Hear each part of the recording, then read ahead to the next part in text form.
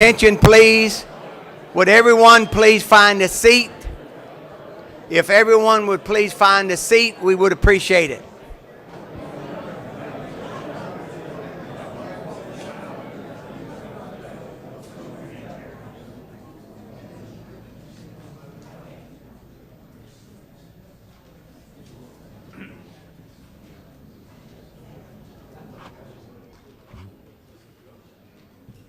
Good morning. It is so good to see such a great group gathering today, and I trust that we all have the same focus and the same desire, which we're here for one and only one reason, and that is to seek opportunities to make our community better for every citizen that lives in our county. And that's what this meeting is about. And on behalf of a group called Putnam Forward, we're excited about the opportunity that we have today and the august speakers that we have to make a presentation to us this morning. But again, we want to thank you for coming. We appreciate it very much, and it's a great broad section of our community. First, I would like to introduce, if I could, some of our elected officials. First is our clerk of court, Tim Smith. I saw him come in. Tim, hold your applause till the end, if you will. Our superintendent of school, Rick Cerncy. Terry Turner, county commissioner. Buddy Goddard, county commissioner. Larry Harvey, county commissioner. Chip Liable, county commissioner. And Bill Pickens asked me to convey. He had a previous appointment out of town. He is so sorry that he could not make it, but this is being recorded, and he told me that would be one of the first things that he does is to look at the presentation. Also, we have Ms. Jane Crawford from the school board. We have Terry Suggs, who is a county administrator. We have our sheriff, Gator DeLoach. Our tax collector, Ms. Linda Myers. Supervisor of election, Charles Overturf. We have our mayor, Tara Hill. And then we have the city manager from Crescent City, Patrick Kennedy. Did I overlook anyone, or have I overlooked anyone? Again, we thank you for coming. I just want to tell you that many of you have read Mr. Studer's book. It's very enlightening. None of this would be possible without Robert Mills. As you know, Robert Mills lived in Putnam County for some 10 years in the 80s.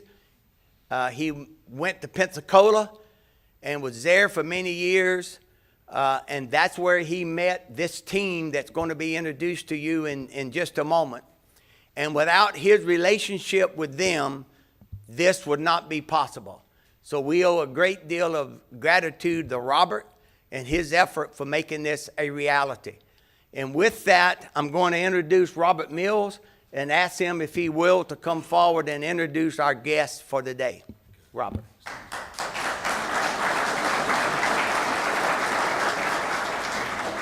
Let me join my voice with Ben and express an appreciation for your being here. And Ben is very generous, but the reality is, too, that many of you would not be here if it wasn't for the efforts of Ben and the work that he's done to make this become a reality. So I'm grateful to Ben. The reason that we're here is, as Ben mentioned, I lived here for 10 years, moved to Pensacola.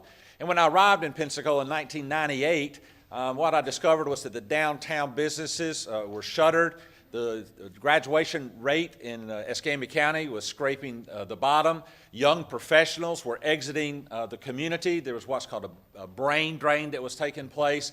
And I had the opportunity to see a renaissance take place in Pensacola the 18 years that I lived there. And when I moved to Pensacola, I had the opportunity to join the board of directors at Baptist Hospital, who had just a couple of years before hired Quint to help turn that hospital around. He did it so fabulously that healthcare systems from all over the country were coming to Baptist to see what it was that they did to turn Baptist Hospital around.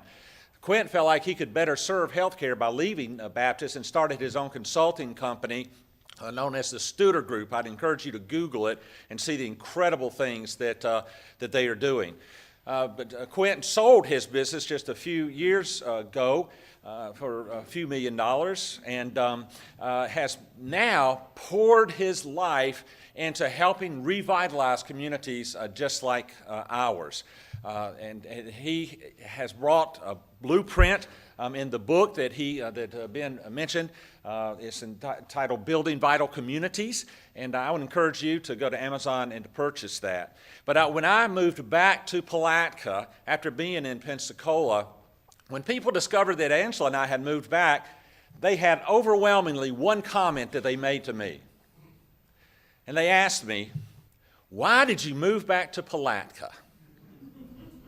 And I thought to myself, if that is the culture and if that's the attitude of our community, we need to change that, because Angela and I love being here.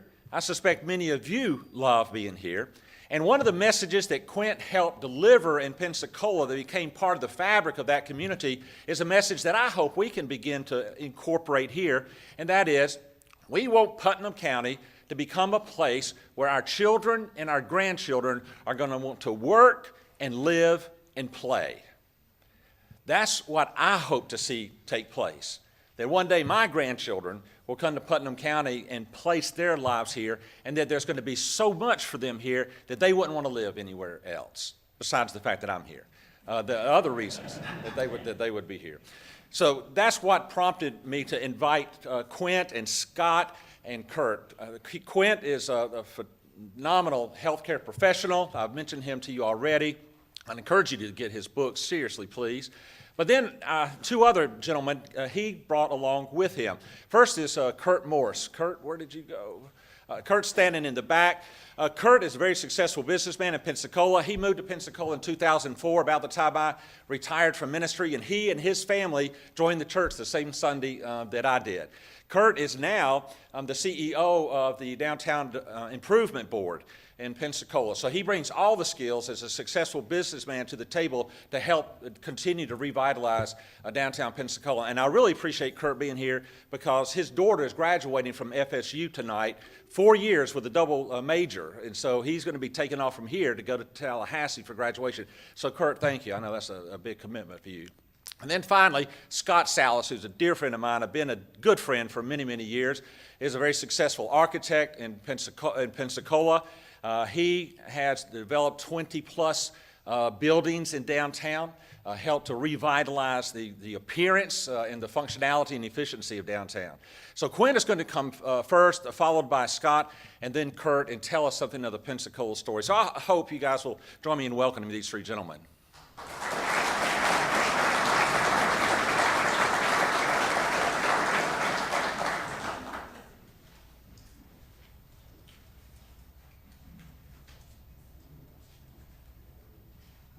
There we go. Well, nice to have everybody here. Thank you very much. It's a wonderful turnout. A couple things about me, because I'll be here this morning. No, I did not come to buy great buildings for pennies on the dollar. That was a rumor I heard last night. And I'm here. I'm on this journey just like everybody else. And there's still things we have to do a lot better in Pensacola. So I don't want anyone to think that there's this perfect answer, perfect solution, this utopia. Sometimes when people introduce me, they say, Quint Studer moved to Pensacola and fell in love with it. And I say, some days I don't even like it. Just like some of us. You know, there's perfect thing. We're just going to share a journey. I'm a recovering alcoholic. I've got about 35 years sobriety, and one of the things you do when you talk to people early on, you just share your strength, experience, and hope with them, and hope they can relate, not to compare, because we're all a little bit different. So just to relate to what we're trying to do, but I can relate to you. I spent a lot of years in Wisconsin, and I know this might sound crazy, but I feel so much like I'm in Wisconsin. Last night I had a big piece of beef. I had a baked potato. I had butter. I had sour cream, and I saw a river and a big bass. I played bingo, and we got the whole kit and caboodle here.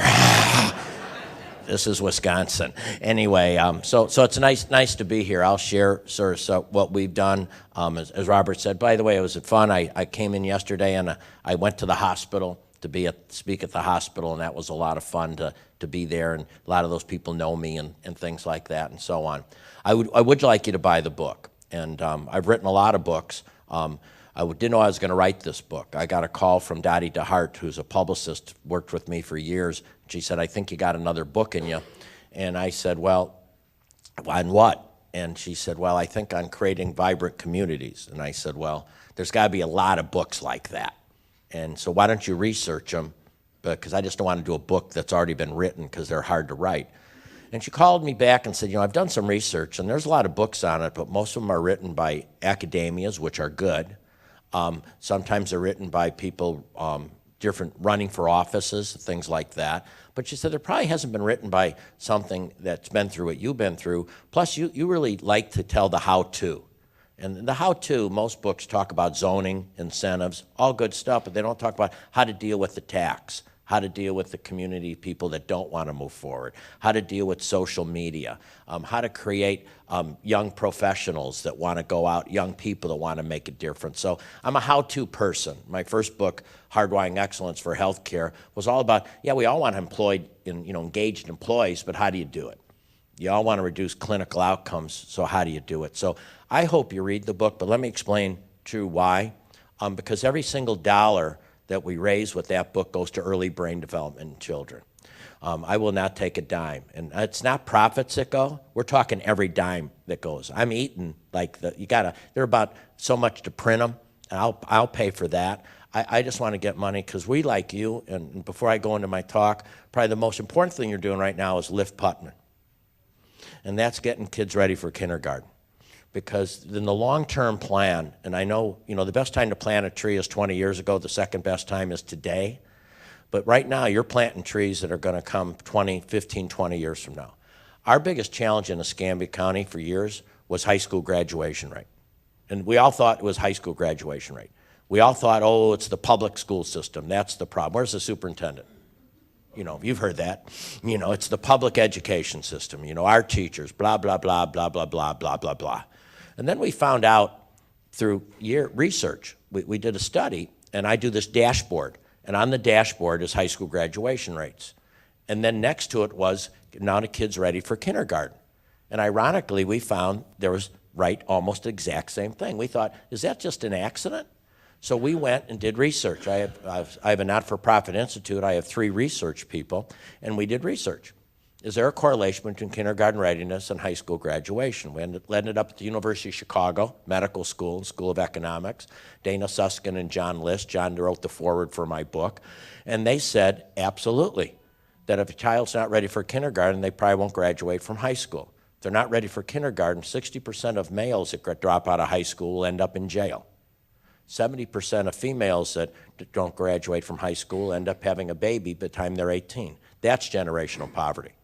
So unless we get something happening before they even get into kindergarten, we won't fix it. Now, let me even go a little bit farther earlier. 85% of the brains develop by age 3.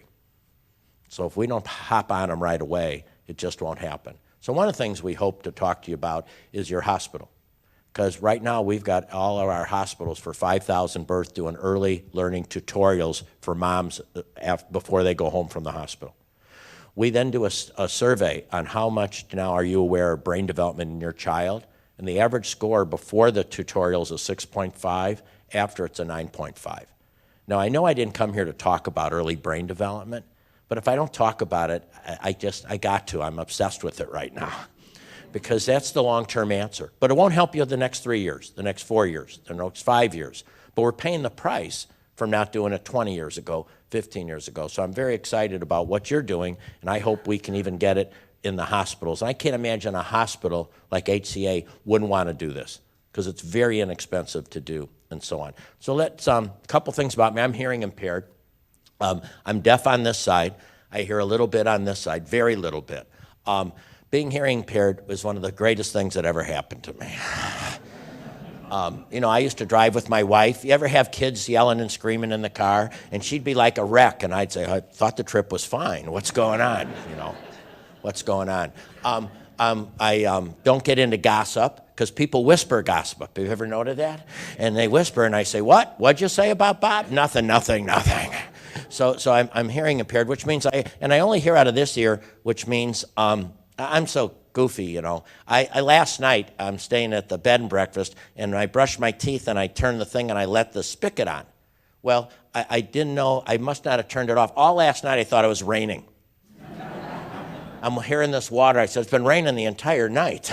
Then I got up and, oh, my little water was on right here. So I just miss things. If you come up and say something to me, I go like this because I'm always looking this way. So if after the event, if I'm walking and you say something and I turn away from you, I just thought the sound came from here. But if I don't let you know that, I might appear rude. When I was working in a hospital, a person came up to me and said, Quint, I said something to you the other day and you walked right by me. And after that moment, when I hurt that transporter's feelings, I said, I'm not going to do that anymore. So I'm very vocal about it because I need people to hear it because I don't want to appear rude or arrogant or anything like that. I have a speech impediment. Mayor Hill will confirm that after our conversation last night. There are certain words that I just can't pronounce. There's just certain things I struggle with.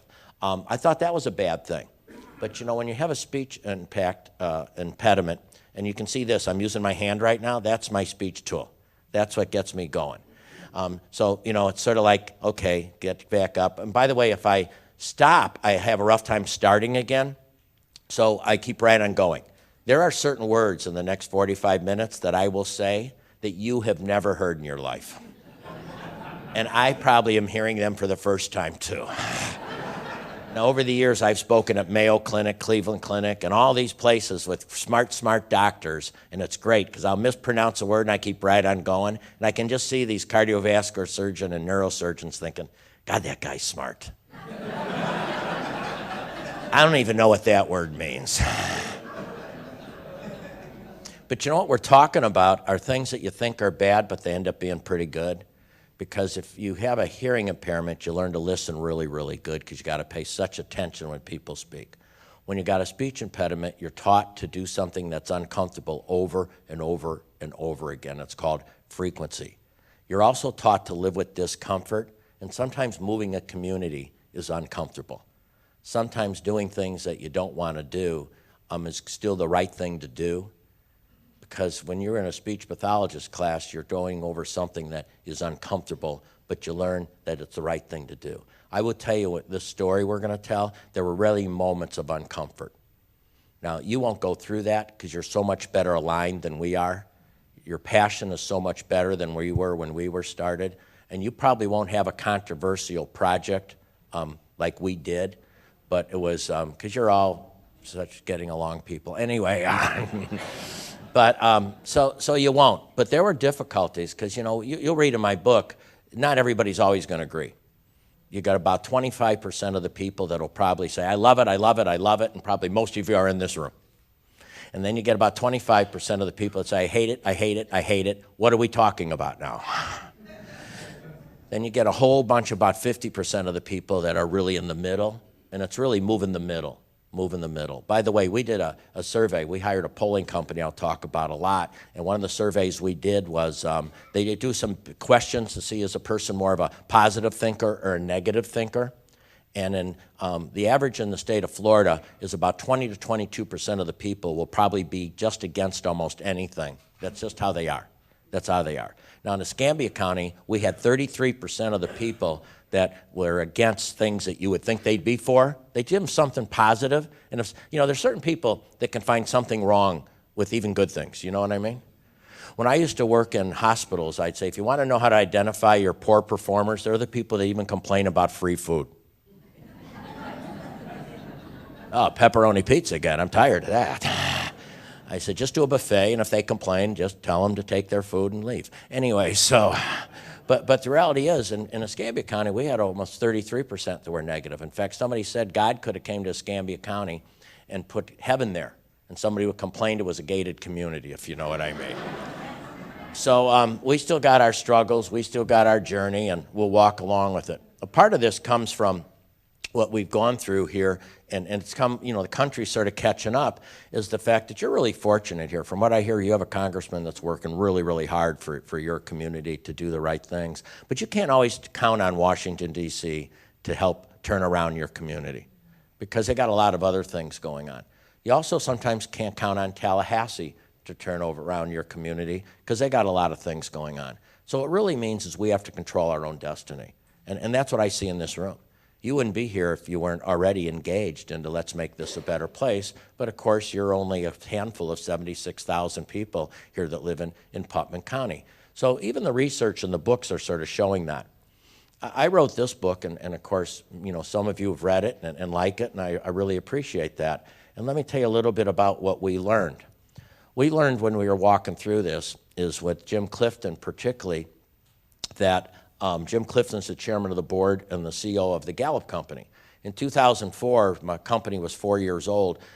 He noticed hospitals that worked with us did better than those that didn't, so he called us up and now I wanted to see if he could purchase the Studer Group.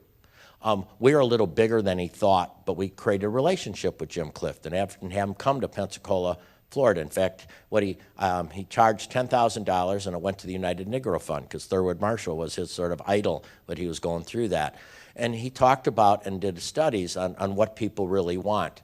And we found out all sorts of things, and what we learned from him, and I'll talk about that. But we wanted to create a place, you know, we talk about downtowns, and I talk a lot about downtowns, but our goal really wasn't to create a vibrant downtown.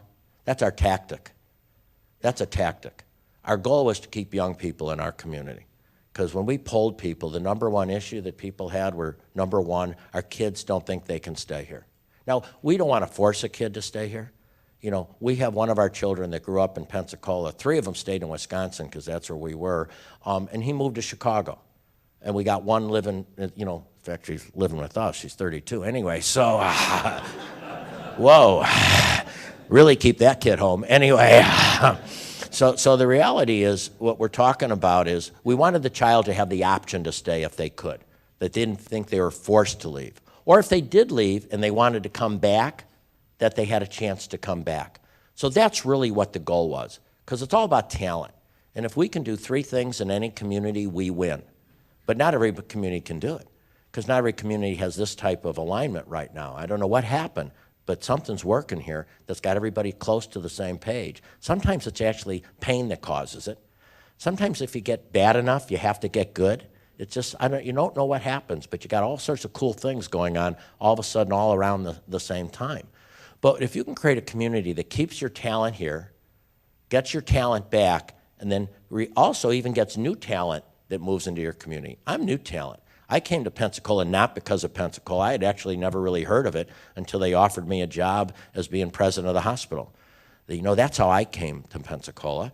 And I just have this belief, like all of you do, that no matter where you live, wherever you're living at the time, you should make it the greatest place you can possibly be. So if I went back to my hometown, it'd be LaGrange, Illinois. And then if I probably went back to where I spent most of the years, it'd be Janesville, Wisconsin. But the reality is I live in Pensacola. And now we've been there so long, our roots sort of grew there. We're sort of first generations. And my wife's got a coffee shop and an olive oil store, which you can order online. Anyway, so she's real committed to work. So we wanted a place that attracts talent and attracts private investment. Let me explain about private investment.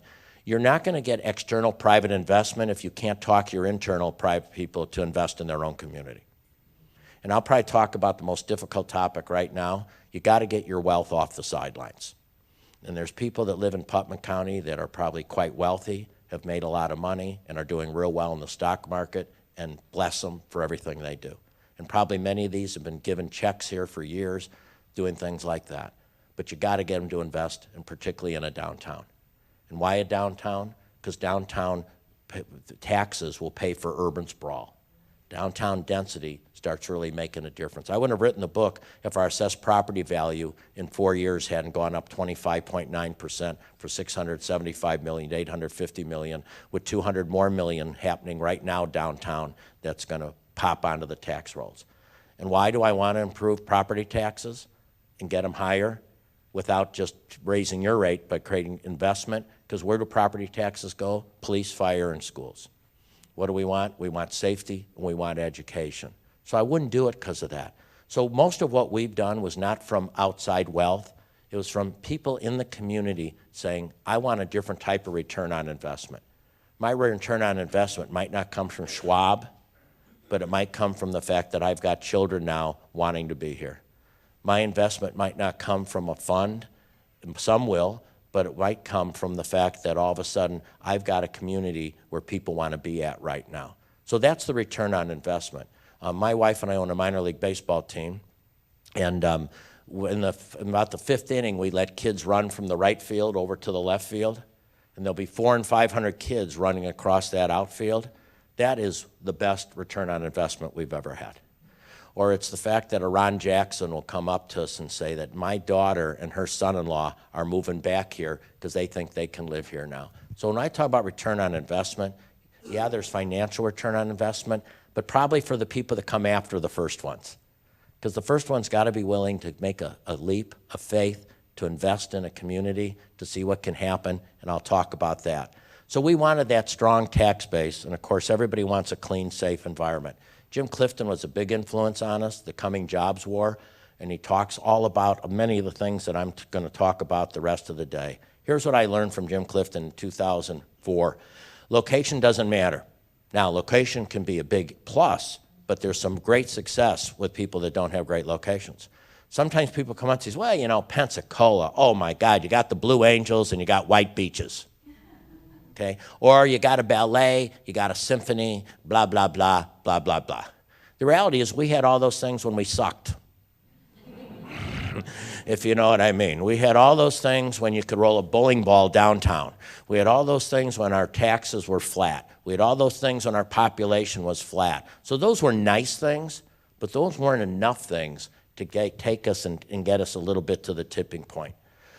So location really doesn't matter. They've seen a success in climates you wouldn't think.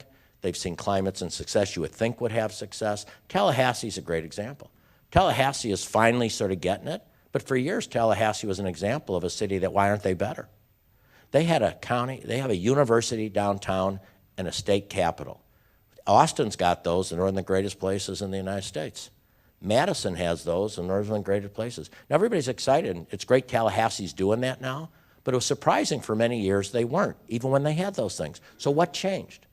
What changed was something happened, and I don't know, I'm not from Tallahassee, but something happened. Something happened, whether it's downtown, brought people down, and so on. We talked about government can be very helpful, but one thing we learned from Jim Clifton in Asheville and every place we went, this has got to be led by private citizens, because government just can't do it. One, they have election cycles. Two, they have limited funds at times. And three, there's this whole thing that they get beat on and battled for a lot of things here. So it really has to be led mostly by the private community. Focus on companies that get their revenue from out of town, because those are the people that could leave. Those are the places that could go somewhere else. You know, you did some things to keep one of your major companies here, and they could have gone anywhere because they don't make their money here. So pay a lot of attention to those companies that get their money from other places and love them to death. Student Group was one of them. You know, we did, the last year I was there, we did $93 million in revenue, and none of it came from Escambia County. It all came from other places in the United States. And all of us, we could have moved that company anywhere. So make sure you pay a lot of attention to them. Next, because we talk about recruiting and bringing in private companies, they're not going to come in if they can't find the talent and if they don't have a vibrant downtown for their workers to come into. So you also got to work on retention and also work with those startups. Identify those key companies that can grow and figure out how to get them some money. Now, where do we end up on a downtown? Started this, we ended up on a downtown because what Jim Clifton told us is after looking at revenue coming from outside the town and revenue in the startups, the number one thing you got to have is a vibrant downtown. Let me give you some reasons. Number one, the tax density helps pay for urban sprawl. And I can show you that taxes per square foot at a small little town like the Magnolia is probably more than Walmart, if you look at taxes per square foot. Number two, we had to learn that density was good, that if you can put people up, that's better for the environment because they take up less green space. Wherever I talk about, and I talk about going up, people panic. People panic. I mean, I've been in towns that were like, didn't have a lot going on, and they say, oh my God, we're going up. We don't want to be another Miami. Let's get moving, and then we'll see how close we come, okay? But the reality is, if you go up, it's good, because that's that density. You know, we're just right now completing a 258 apartment unit right downtown with retail underneath it. And that's bringing 450 residents downtown. That's taken a piece of land that paid $70,000 in taxes. It's going to pay over $600,000 in property taxes. What do you think's happening to all the stores around that place right now? And you know who wants to live downtown? Two groups of people, under 35 and over 55. It's ironic, and they want the same amenities. They want the same stuff. So it's sort of neat. And so you've got that one corner there. It's, you know, the hotel that went on the market yesterday. Anyway, God, you learn a lot in a few moments when you're here. But the reality is you got a place where somebody put some residents on the second floor there.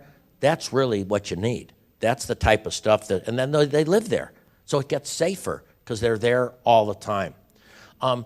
So it starts with programming.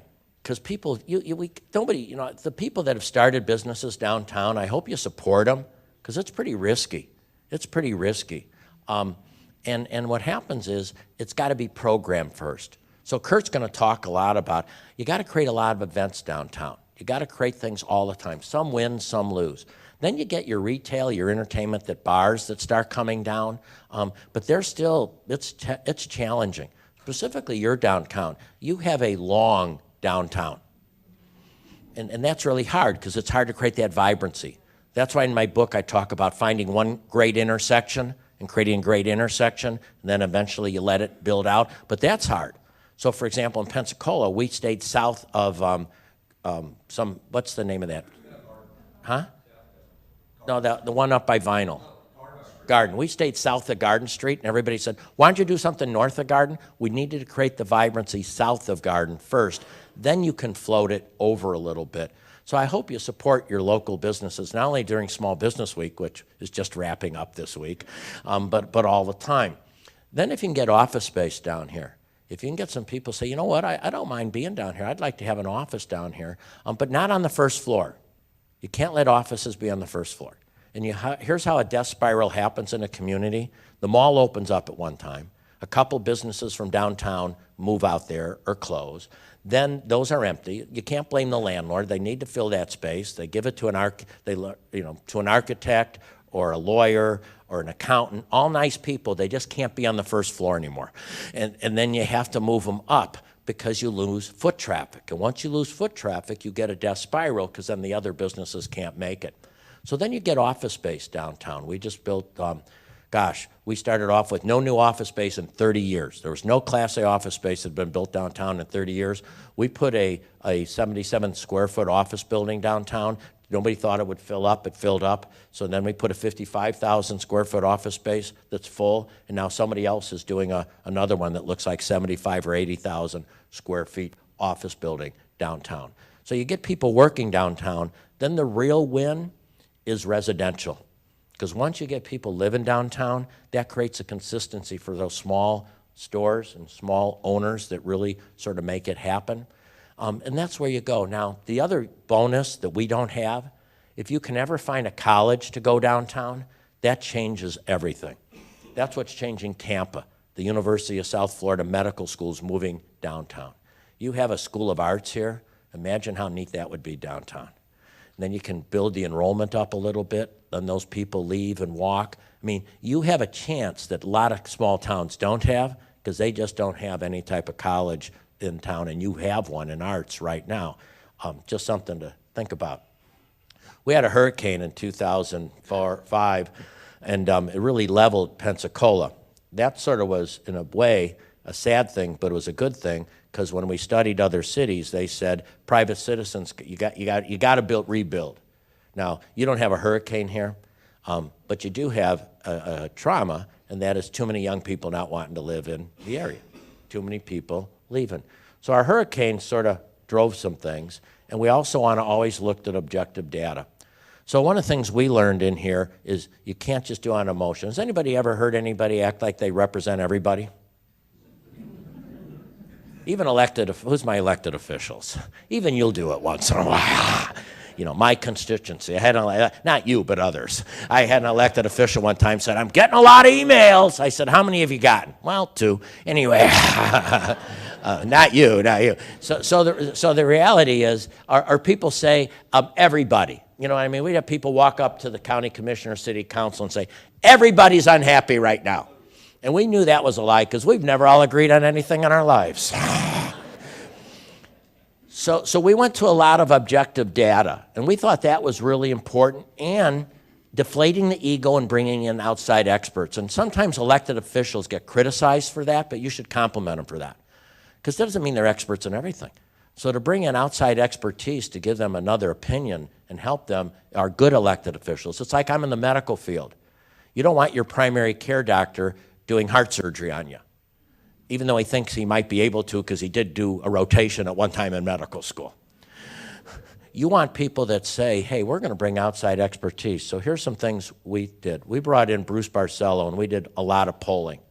And after the hurricane, there was a piece of toxic soil downtown. We had 27 acres of toxic soil. Cost $18 million to remove it. Not everybody wanted to pay the $18 million to remove it. We had 7,600 people vote to keep it down there. So the reality is, change is hard. Change is hard. So we polled people, and we asked them, what about toxic soil? Would you like a park downtown? Would you like a stadium downtown? Because that brings a lot of people. Our ballpark brings over 300,000 people downtown for games, not counting almost every weekend something else is going on. Yeah, they were mixed on that, but you know what they all wanted more than anything? Access to water, because here we had water so close, yet many people didn't think we had easy access to it. And the other thing they wanted even more than that is our children back. In fact, when the park was approved, the TV show interviewed me, the news. They said, "What should people say now that the park's been approved?" I said, "Tell them to call their children and tell them it's time to come back home right now." That's what we found out from objective measurement. We also brought in an urban planner from Pittsburgh called Ray Gindros, and he taught us about the death spiral. That what happens is you start losing some businesses, then you don't have enough foot traffic, and he taught us about foot traffic. He taught us about taking key spots of your downtown and planning them. He talked about you need a great intersection. Every great downtown has a great intersection. We asked him where our intersection could be, because we didn't, there wasn't any great intersection. And he looked at 2 empty buildings and 2 empty lots and said it should be here. Why? Because our traffic slowed down there. You're very fortunate, and your big highway is a block over. There are a lot of small communities that highway goes right through the main downtown. You just got to get people to say, "I'm going to go a half block over." Just like in Greenville. My wife and I visited Asheville, Portland, Maine. We visited Charleston. We visited Savannah. And we saw what were some things that were consistent in those communities, whether it's an independent bookstore, whether it's a music venue for young people, wherever we went. So Ray Gindros talked to us about an intersection, and we created an intersection at Palafox and Maine, and I'll show you a few pictures of it as we go along. We really needed to talk about the why. So I talked about a burning platform. So our burning platform is we got to keep our kids home, and we got to get our kids back. That's one thing that even if we might not agree on the project exactly, we could all agree on that was the goal.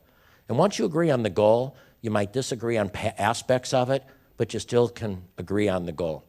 The other thing that we struggled with that you don't have to is we had sore losers in Pensacola, which meant the people that didn't get their way just caused problems and almost wanted to sabotage the projects because they didn't want to see them successful.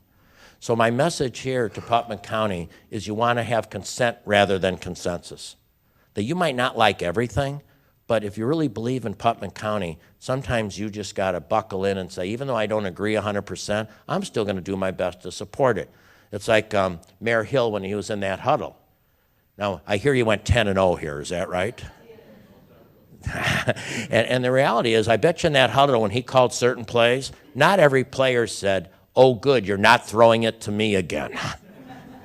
They probably wanted a different play, but when they broke out of that huddle, they still ran the play as best as they could and didn't sabotage. I don't think your offensive linemen ever stepped aside and let you get hit, did they? No, it's okay. So The other thing is we need to increase the tax revenue. And if we could show this work, because the big question is how do you pay for these things? Well, you got to increase the tax revenue. And that's what our bet was. We're going to increase the tax revenue. And at times, many people didn't think it would happen. Because you know what happens? You have promises in the past, failures, people promise things that didn't do anything. I quit going to ribbon cuttings in Escambia County because I got tired of cutting a ribbon on a project that never would happen. You know, we'd celebrate plans instead of celebrating closures. So people weren't sort of connected. This isn't going to happen. So you have to get those few successful programs to really go. And we really started talking about revitalizing downtown. Kurt's going to talk more about this, but programming is just vital. And I'll show you a few pictures of some of the programming to get people downtown, whether it be an art show, whether it be a gallery night, or so on. That one great intersection, this is the picture of the intersection. This is what it looked like. One of the buildings had been empty for about 30 years. It was owned by a family, like with all these relatives. So when you had to buy it, you had to get everybody in the family, like 16 people had to agree to the sale of that property. You know how you buy a piece of property from 16 people that can't agree on it? You overpay. Sometimes early on, you've just got to overpay for a few projects if people are hanging on to them. Because you might not have this, but many small towns have people that buy property and don't fix it up.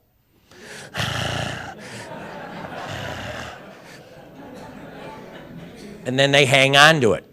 But that's holding a city hostage in a way, because that creates barriers to moving a community. So Scott will probably tell you, because he's been there longer than me, this thing was empty for years. So we bought it. My wife had some ideas. My wife had gone to Pinehurst, North Carolina, and found an olive oil store she liked. She owns a Bodacious Olive. You can order things online. Anyway, and she wanted an olive oil store. People, this is classic. People said, my gosh, an olive oil store in downtown Pensacola. Why should we have an olive oil store downtown Pensacola when we can buy it at the grocery store? People want experiences. So we sell about $1 million of olive oil a year. People, I think, must be bathing in olive oil in Pensacola, Florida. Rubbing it on their head, I don't know. But the reality is, it's the experience. We have buses from Destin that come to Pensacola to shop. Now, it's not just an olive oil store. It's cooking classes. It's kitchenware. It's a coffee shop. It's got shakes like Black Tap in New York, these wild shakes. It's got a little bit of pizza. It's got 40 employees that work there. That's sort of cool. Right next to it was an empty spot that we didn't know what we were going to do with. So we decided to do something called the Pensacola Business Challenge, which would work here, because we did one in Janesville where we have some investment. Janesville's been neat. We have 3 children and 7 grandchildren in Janesville. So people, every time people would see us, they say, why don't you invest in Janesville where your grandchildren live?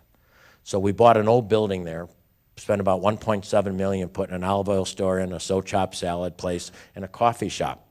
And for 2 years, we were about the only thing down there. And now this week, they announced $42 million of other investments are coming in.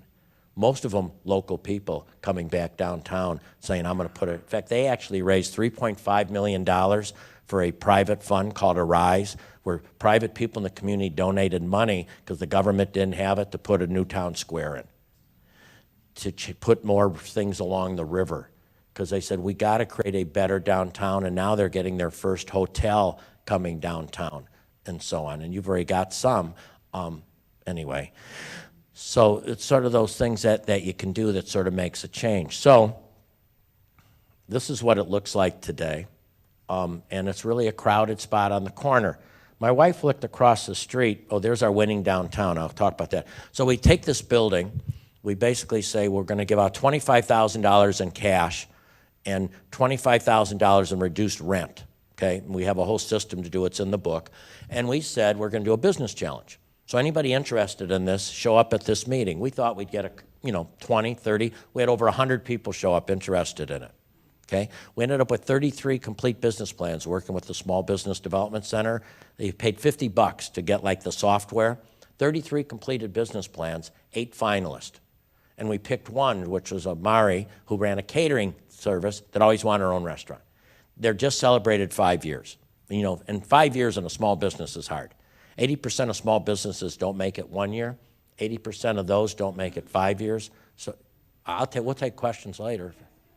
Well, I'm a little concerned. Everything you're saying, we've lived through. Those of us who have small business here, there's not one of us who would say you're wrong. We're all sitting here shaking our head agreeing with you. Okay? And I'm glad you're here.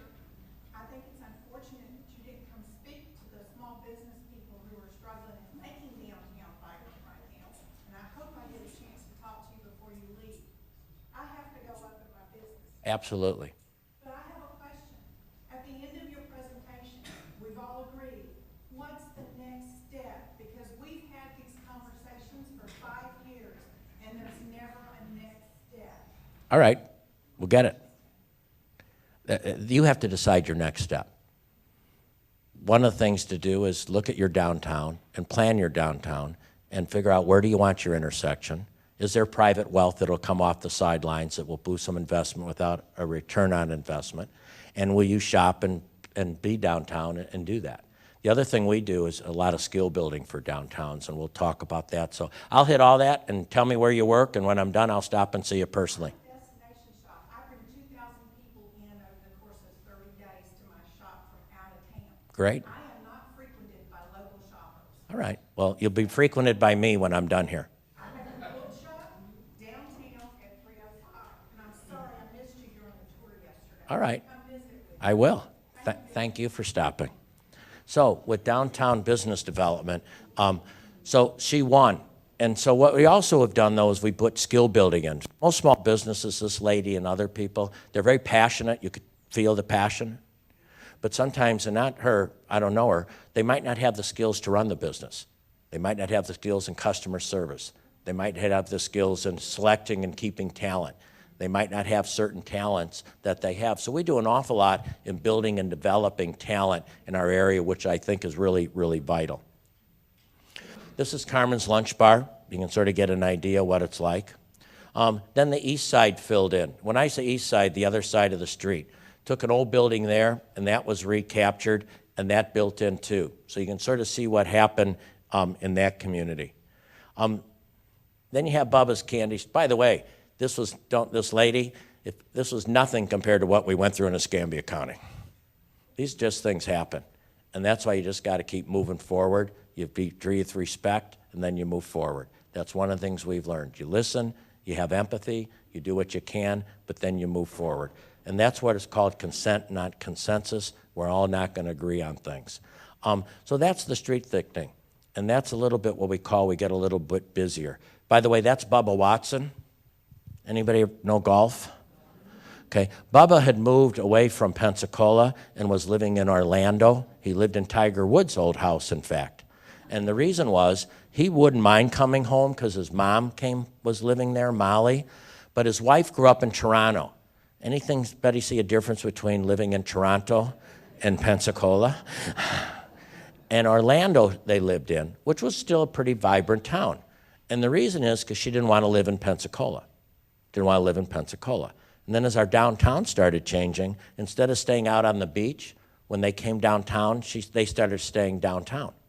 And she would get up in the morning and she'd start walking downtown. And she started getting coffee downtown. She started eating breakfast downtown. And one time she came home and she said to Bubba, I could live here. By that afternoon, Bubba was house hunting in Pensacola, Florida, because he always wanted to be by his mom, Molly. Okay? Now, not only did Bubba come back to Pensacola, he owns part of a candy store, he owns part of a baseball team, and he gave $2 million to the local hospital also.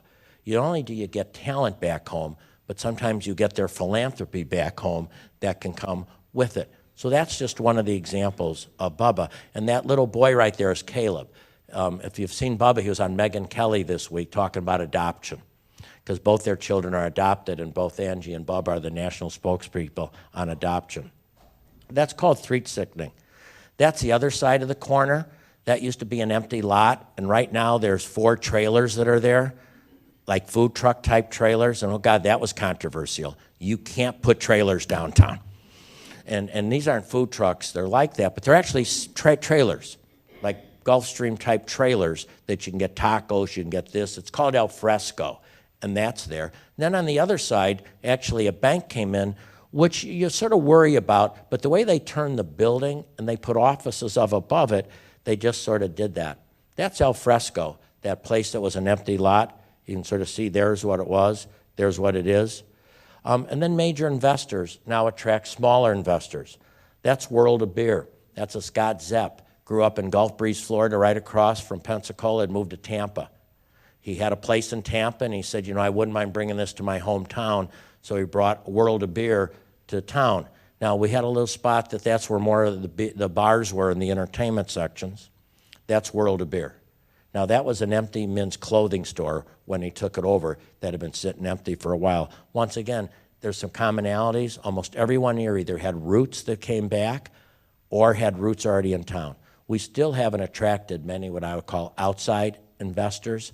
Now, because, again, if you don't believe in your own hometown, how can you get people that don't even live there to believe in your hometown? That's a little bit of World of Beer. In our research, we also found out that young people wanted a music venue, and you need to have some type of music venue downtown. So two young men, Evan and Harry Levin, bought the old Masonic temple that had been sitting empty once again. These places have been sitting empty for like years, not just 1 year or 2 years, some of them 30 years. They bought the vinyl music hall, and they redid that, and that's the type of music you see in the vinyl music hall. Now, let me first explain to something. This all started in 2005, and it's 2018. So it's one of the other things, people just think this happens quick. It happens a building at a time, an intersection at a time, a block at a time. But if you don't have some type of plan, everything fits the plan. And we're very picky about keeping retail in one area. And that's why it was important for private people to buy the property that was sitting vacant so it could be used for things that would fit the overall plan. We learned that from Mr. Prentice in Asheville. He was a private citizen that spent $10 million buying properties in Asheville just to make sure that they were used for the right reasons and not that they went to something that wouldn't overall fit the growth. And that's sort of the things that we've learned here. That was the first new office building built in Pensacola. It opened up around 2012.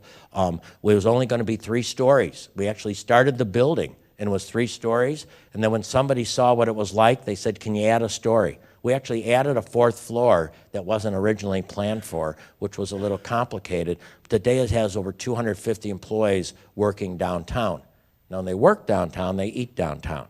And then what they wait for is, we'd like to live downtown, and those are the people that start renting the apartments that are downtown. We also wanted to pay a sort of attention to diversity. We had part of our community is where the old black downtown was. And of course, nobody's been more blown up than them because with integration, many of them actually, the unintended consequences sort of became desolate. So we had a place called Belmont and De Villers. It was a corner that at one time was very vibrant. That was Gus's record shop. At one time it had the first African-American-owned radio station in the state of Florida. And when she and I bought it, we couldn't go inside because the roof had come in and was laying on the floor. So we bought it for $210,000. Put $1.7 million into it. Now, this was tough because every brick had to be redone because it had been let go so much. And then we were lucky enough to go out and search for a minority businessman who'd been a cook at another place. And he came over and we created the rent, so it went on that. That's become one of the most popular restaurants in the community called Five Blues Sister Cafe. Across the street from that, you can see an office building that was owned by a mortgage company out of Texas. That was purchased. Now it's redone, and because you have some place for those to go, that is now full occupancy. But it's little offices. It's for that person that doesn't want to work at home, but does that. We also have some nice co-work space, which I think you guys just opened up too. That was a guy named Bobby Switzer, who again, wealth generated from Lamar Advertising, but his family growing up in Pensacola, he bought an old building, is creating a lot of co-work space to attract young talent and so on. So it's sort of a team effort. That's what the toxic soil became. When the toxic soil moved out, we put a community park in there, an amphitheater, a baseball park, and there you can see the office building. And that's sort of what the Blue Wahoo baseball looks like. We also now moved our college football games downtown. So that's the baseball field turned into a football field. So the University of West Florida plays their football games there. We also had 21 other youth football games on that field throughout the year. We have big green egg festivals there. Almost everything, this Relay for Life is on the stadium this weekend.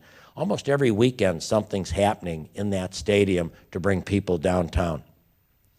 We were sitting there one day at the ballpark, and Harold Dawson, who's from Atlanta, who helped oversee some of our projects, looked at a piece of property and said, "Do you have a Y?" We said, "What do you mean?" He said, "Ys are becoming economic booms for downtown." And I said, "We have a Y. I've never been there." And I did go there, and it was just really nasty. And it hadn't really, seriously, in 1960, they got in a big fight over integration of the Y, and it sort of fell apart. So it had just been sitting there. The pool, some of it was filled in. It wasn't used much. So my wife and I and a couple other families said, let's build a new Y downtown. Again, Fred Levin, Levin Law School fame, a guy named Bear, a big beer distributor, got together, and Bobby Switzer again and some other people, and we seeded a Y fundraising effort, and we ended up putting a Y downtown. Didn't go exactly where we wanted it to, but it went in a good spot, and now 34,000 visits per month come to a YMCA. The Ys are important because you want a profitable Y, because Ys, if they make money, invest that in neighborhoods where they don't have the money. It's the largest provider of after-school activities in the city. They go into the elementary schools, and the schools are out, and the Y provides programming until sometimes the parents can pick them up. And residential rounds it out, as we've talked about. Now, again, these are long processes. We started this journey in 2005 and 2006. This building here is just opening up now. We have 118 apartments full, and we've got leases almost for 258.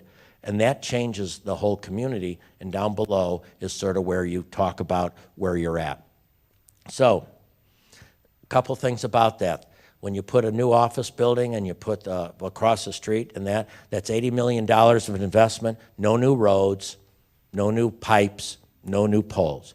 The one thing we've learned is if you have vacant land, you already have the infrastructure. So don't worry about building new infrastructure. Figure out how to use the infrastructure you currently have, because that's the least expensive investment you can possibly make. That was an eye-opener for me. So if you look at almost everything we've talked about, it's been no new roads, no new pipes, no new poles, but new tax dollars all the time. So it's one block at a time. The impact is a different type of ROI, and did revitalization work. In 2013, we were named one of the 10 greatest streets in America. 2017, we were named the Great Places of Florida, Winner's Choice. 2018, National Geographic named Pensacola, a story celebrating urban renewal, great main streets, and smart development policies. Food and Wine recently did a feature titled, "Wait, since when is Pensacola the thing?" So who would have thought of that, huh? Smart growth works, and it adds into the CRA funds, which means it actually pays off for itself. And something always seems impossible until it's done. Robert, I'm going to tell this story just for you, and I'll go quick because he liked it. When you go through something like this, and this is a different story, this is my story. Anybody ever have a daughter get married? Yeah, my first daughter got married. Now I've got two. The third one, the one who's living with us still, is getting married November 2nd. Anyway, so my first daughter got married. It was June 13th of 1999. She got married. It was in Wisconsin because that's where she was from.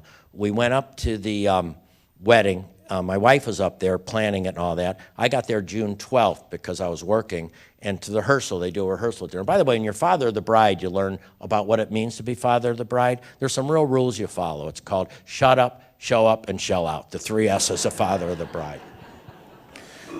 So anyway, I get there, and it's February 12th, and we're at the Catholic Church, St. Mary's Catholic Church, and I'm sort of surprised because my daughter's not getting married in the Catholic Church. She's getting married outside. She always wanted to be an outside June bride, and she found a place like your river. You have this beautiful river, and she wanted to get married on the Rock River. That's a river in Wisconsin that I used to live by.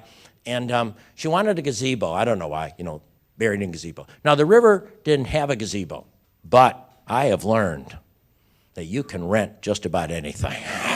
So that day, June 13th, it had a gazebo. Now, I'm sitting there with my daughter sort of questioning, why are we practicing in the church when shouldn't we be practicing outside? It makes sense, right? She says to me when we're lined up, she goes, Dad, I need to tell you something. She said, I'm really getting married tonight. The priest wouldn't marry me outside until I get married inside, so everybody thinks we're just rehearsing our vows. We're actually changing our vows right now. Let's go. Now, as we're walking down the aisle,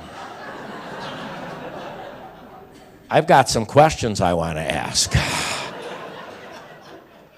Do we still do this thing tomorrow?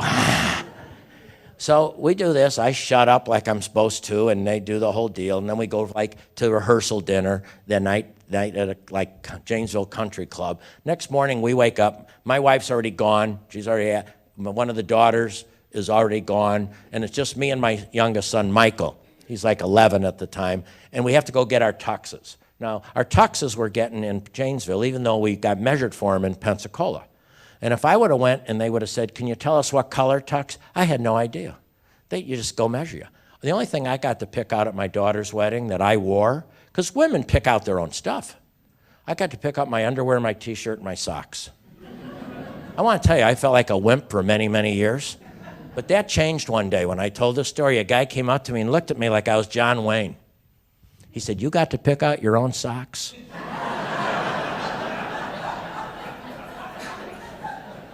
Yep.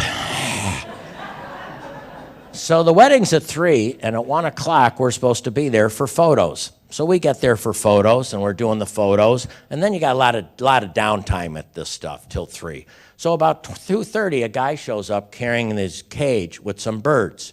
So I'm trying to look for something to do. So I went up to my daughter and said, would you like me to tell him to leave? Because I thought he's sort of crashing the wedding. She said, oh, good, the doves are here. You talk about dumb stuff at a wedding. Why would you pay doves that look a lot like white pigeons to me to fly over your head when you're dressed nice at a wedding? Makes no sense.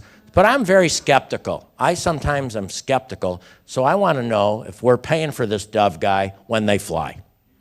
So I go over to dove guy, and I say, I'm father of the bride. When do the doves fly? He said, well, when the minister says, now I give you Mr. and Mrs., I'll let the doves go. They'll do 2 sweeps over it, and then they'll land back here. I want to let you know that I listened real carefully. Now, the priest that married him inside wouldn't marry him outside, so we had a renegade priest that showed up. And when he said, now I give you Mr. and Mrs., I never saw my daughter turn around. I was like a duck hunter in the blind waiting for the release of these doves. They swam 2 things, and they flew and went back. Now I'm sitting there, and it's 3 o'clock. The wedding has started. I'm sitting in my little seat up front. I've walked my daughter down. They got everybody hanging out at the gazebo. And the renegade priest is going through the typical stuff, blah, blah, blah. A little while later, we're on the Rock River, just like your river, and all of a sudden, guys in a boat come by. Anybody ever been to Wisconsin? If you got guys in a boat, you know what else we got in the boat. Anyway, so it's driving down the river, and it's about 3:15, 3:20, and they come upon a gazebo, a wedding party, 300 people on chairs, and they got some decisions to make. Do they turn around and just go back, not to interrupt the wedding? Do they go on the other side and go real slow? Or do they do the decision that these gentlemen made, start doing 360s in the boat? Just start grinding it out. Now, everybody's looking at them, and acting like they're not looking at them. I'm looking at them. And then they stop the boat. They think they've come upon a hostage situation. Guy's probably about their age. One guy gets up in the boat and goes, hey, it's not too late.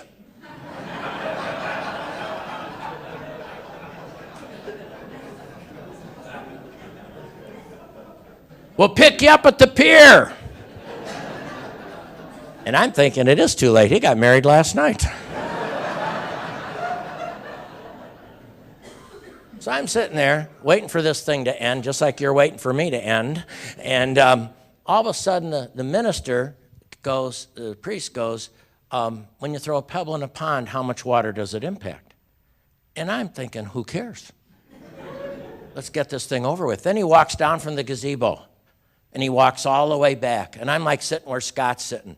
And I'm not looking at any eye contact with this man whatsoever, because I'm afraid he's going to ask me the answer to the question. Well, Father Bright, you throw a pebble in a pond, how much water does it impact? And I got to admit, I wasn't listening to everything he'd been saying.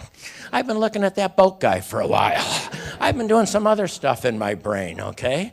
So all of a sudden, I've wondered, I wonder if there's pebble size makes a difference. I wonder if pond, I want to ask my wife. And then I look, I said, no, I don't think I'm going to ask my wife these questions. So I sit there with no eye contact, and he gets up. And he says, if you throw a pebble in a pond, it impacts every bit of water in this pond.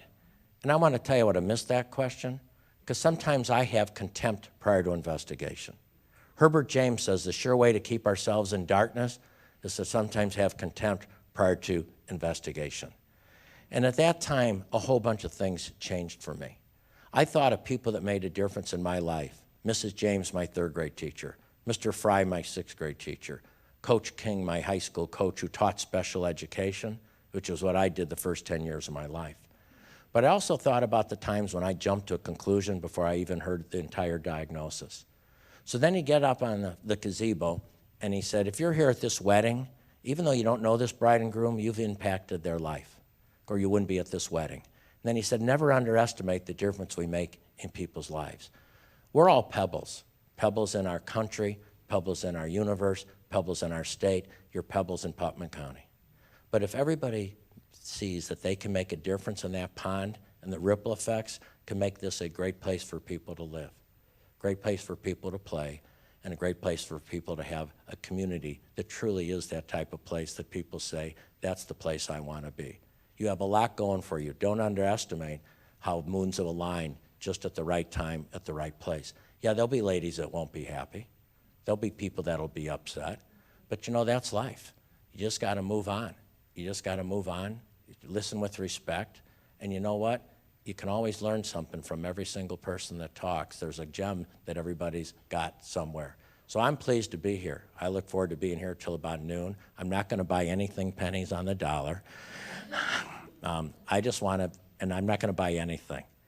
But I do want to make sure that we do everything we can and provide anything we can, because when we were on this journey, so many people helped us along the way in Asheville, Savannah, Portland, Maine, Charleston, because you know what? We're all in this together. Thank you very much for allowing me to be here.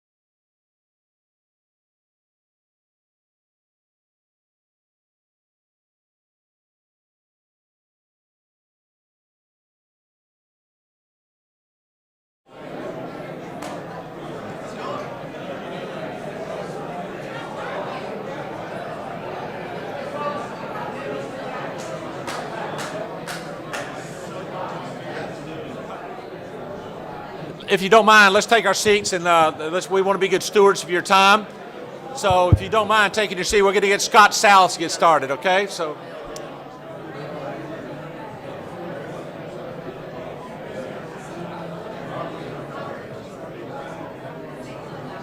Hey, folks, if you don't mind, let's take our seats. I think it's time for us to get started back. We want to be good stewards of your time, and appreciate your being here. So Scott Salas, who is one of the architects of making downtown revitalized, is going to come and share with us for a few minutes about his work and his ideas. So thanks, Scott. Welcome, if you don't mind, Scott Salas.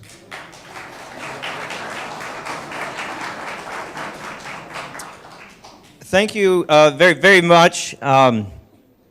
It's an absolute pleasure. I really cannot tell you how excited I am to be here today and share our story with Kurt and Quint.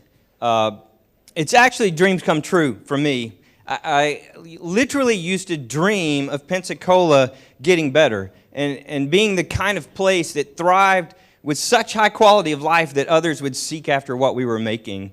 And for that to be happening in reality is very surreal and fun, and so I'm honored to be here, and I thank you for being a part of Dreams Coming True. I hope you've had an opportunity to read Quint's book. Everyone in Pensacola has been laughing that I have to follow Quint, but I'll do my best. And I hope you've had an opportunity to read his book. I think you will relate to a great deal of it, particularly that of change. Change is hard. It is not for the weak at heart, and people will fight you. We've kind of seen a little evidence of that already, right? And I think what we found in Pensacola is the sniping from the gallery.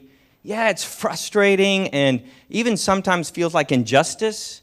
In the end, it doesn't matter, the sniping from the gallery. What really matters is the will of the people in the arena fighting with you. And I wish that for Palatka. What I hope is that today generates a group of people that locks arms together and moves forward in a positive way, embracing all the ideas that the three of us are going to share today, and begin to make a difference, and hopefully primarily in creating a destination downtown that will in turn become an economic engine for the county. So that's why we're here today, and I'm thrilled. I have really enjoyed being here and meeting everyone, and the tours yesterday from the chamber. I will say we're similar in a lot of ways. And I want you to find great hope in that, because as you've heard, we used to be a mess, and we're making progress. We've still got a long ways to go, but we've had a lot of fun notoriety. And we're similar. Like you, we were at one time contenders for Florida's state capitol. And like you, our history informs our future. And like you, we have an old city grid. For us, ours was founded by the British, and they created this fantastic narrow street city grid long before Model Ts were toddling around. And because of this, we have great bones for making a walkable community. Here's some pictures of old and new of our city. And you have this. You have this in your downtown core, this beautiful narrow street grid. And I encourage you to embrace that. From now on, all of your development, I want you to run it through the people filter. Every road, every house, every park, every streetscape you're dreaming or planning, ask yourself, is what we're doing here, is it benefiting cars or people? And if you really run everything through the development filter of people, I think you will find great progress being made. Now, I moved to Pensacola in 1991, and I may bounce with my slides here a little bit, but I moved to Pensacola in 91 from a place of horrible suburbia, a place where double-car driveways at every house faced the road that raced you to the new corporate headquarters outside of downtown, and then after work you could race on the interstate to the mall. It was suburbia hell. And I moved to Pensacola, and we had these narrow streets and these shade trees and also a lot of problems, but I thought, there's just so much that could happen here. And I thought, as an architect, I'm thinking, if we really work hard as a community, we can change Pensacola, and it's going to become something quite charming in the next 5 years. I thought we could do it in 5 years. It took 20. And from my point of view, it took 20 years, and it was okay in that. But we began to make progress. What I found in those days, those early days of that, you can imagine I was frustrated, and I was involved architecturally with many different developers or people with power or money that could do something about making Pensacola better. And I began to realize that we were not on the same page. As a classically trained city maker, I realized developers want to make as much money as possible, as quickly as possible, so they can move on to the next project and do it faster and cheaper and put the money in their pocket and move on. And that is the worst formula for making great cities. And Quint has talked a lot about that. You have to have a very long-term investment expectation. You have to be willing to spend a lot of money up front. It's like buying geothermal in your house or spray foam insulation or anything where you have to pay more up front for later. And it's so very rare in nations all across, and cities all across our country. And so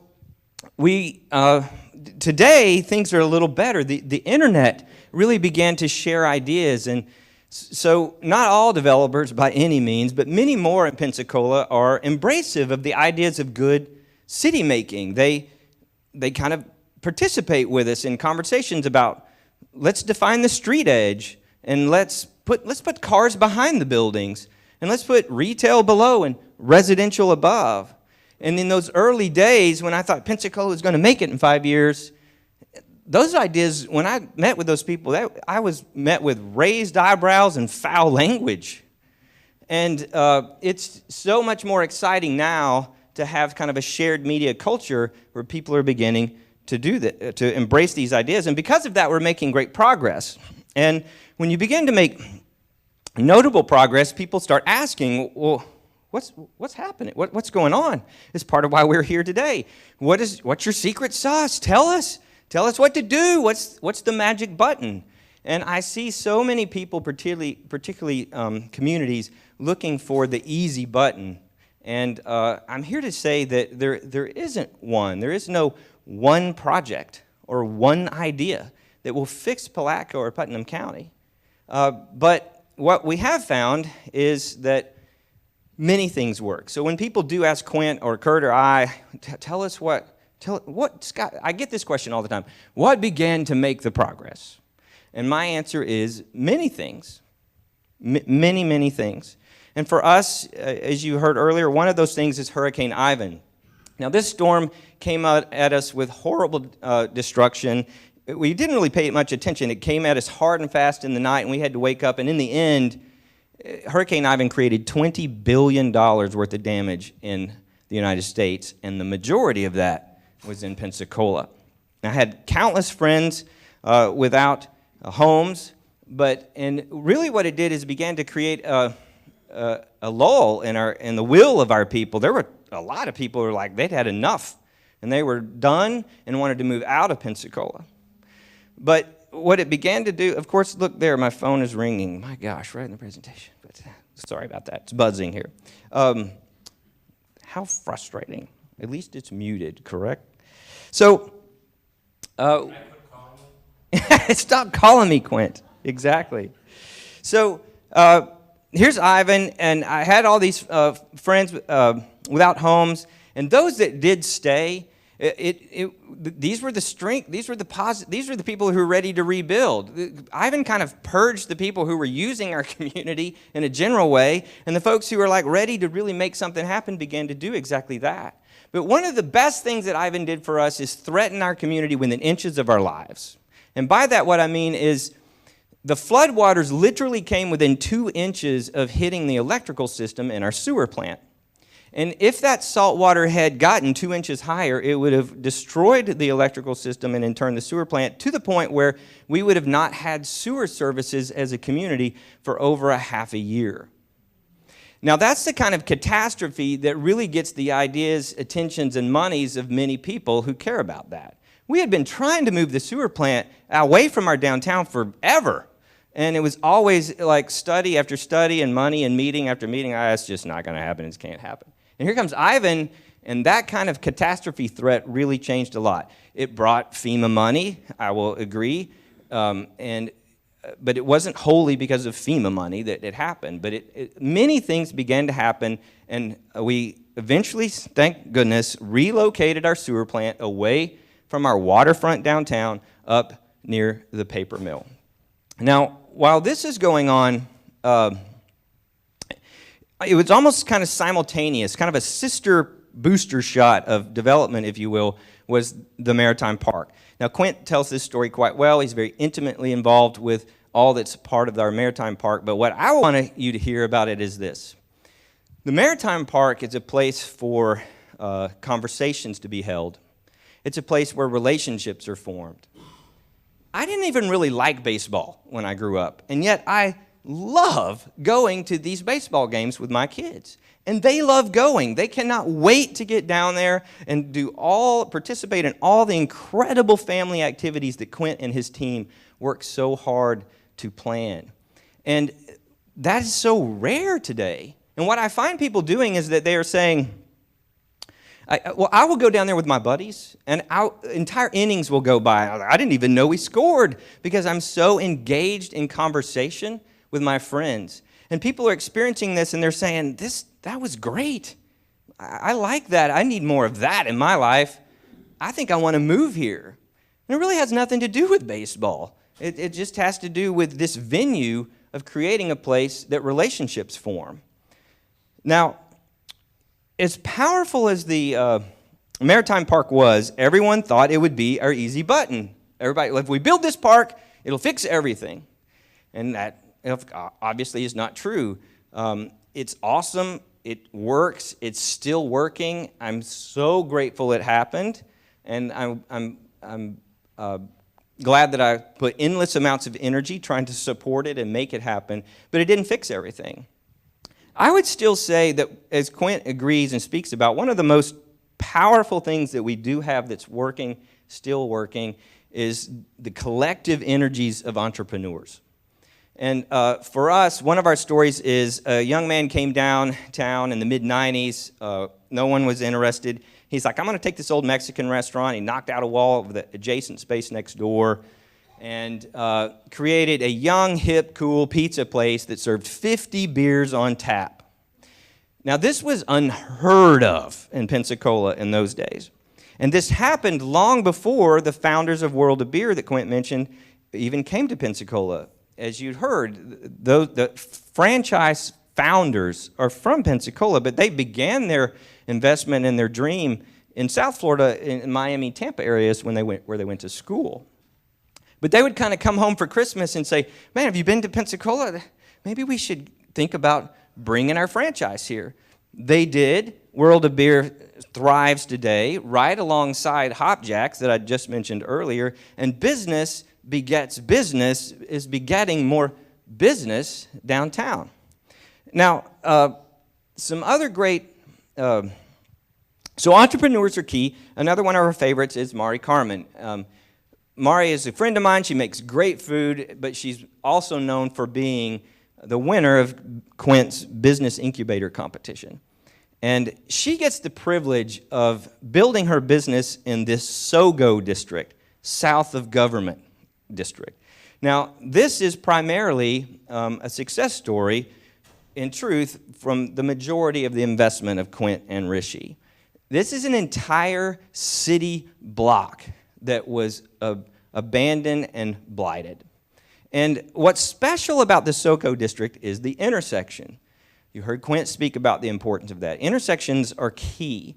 What you would find at this intersection of Palafox and Main for years was dreadful. You would find an empty lot, a strip club, a windowless office building, and two gorgeously boned historic buildings, but they were run down, dilapidated, pigeon poop everywhere. That was the whole intersection. And for years, long before Quint even moved to Pensacola, I was involved in countless efforts to try to revitalize this. We knew it would be a key catalyst to making downtown better. And here's one of the reasons why. Since Pensacola's existed, which is almost 500 years, people have gone to the beach. So in modern day times, if you come to Pensacola, you're clearly going to the beach. And if you do, and everyone does, you got to take a break from the beach. And so most tourism for decades would take a break from the beach, and they're going to go to Joe Patty's Seafood or the National Naval Aviation Museum.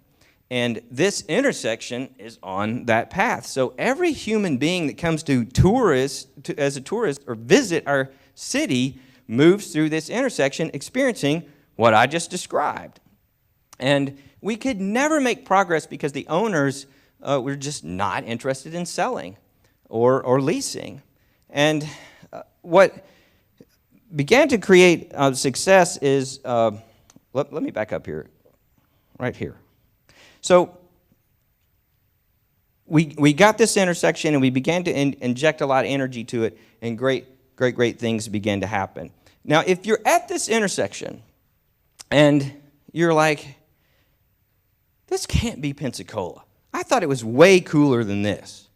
And you had the courage to abandon your path to delicious Gulf Coast shrimp just ahead down the street and turn up into the city. You physically could not do that because Palafox was one way facing south. Which brings me to my top 10.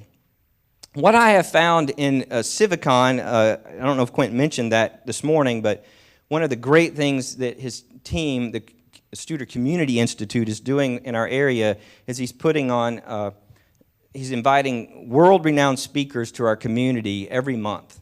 Some of the best city makers on the planet come to Pensacola, and they lecture in similar fashion to what we're doing today. And they're doing that.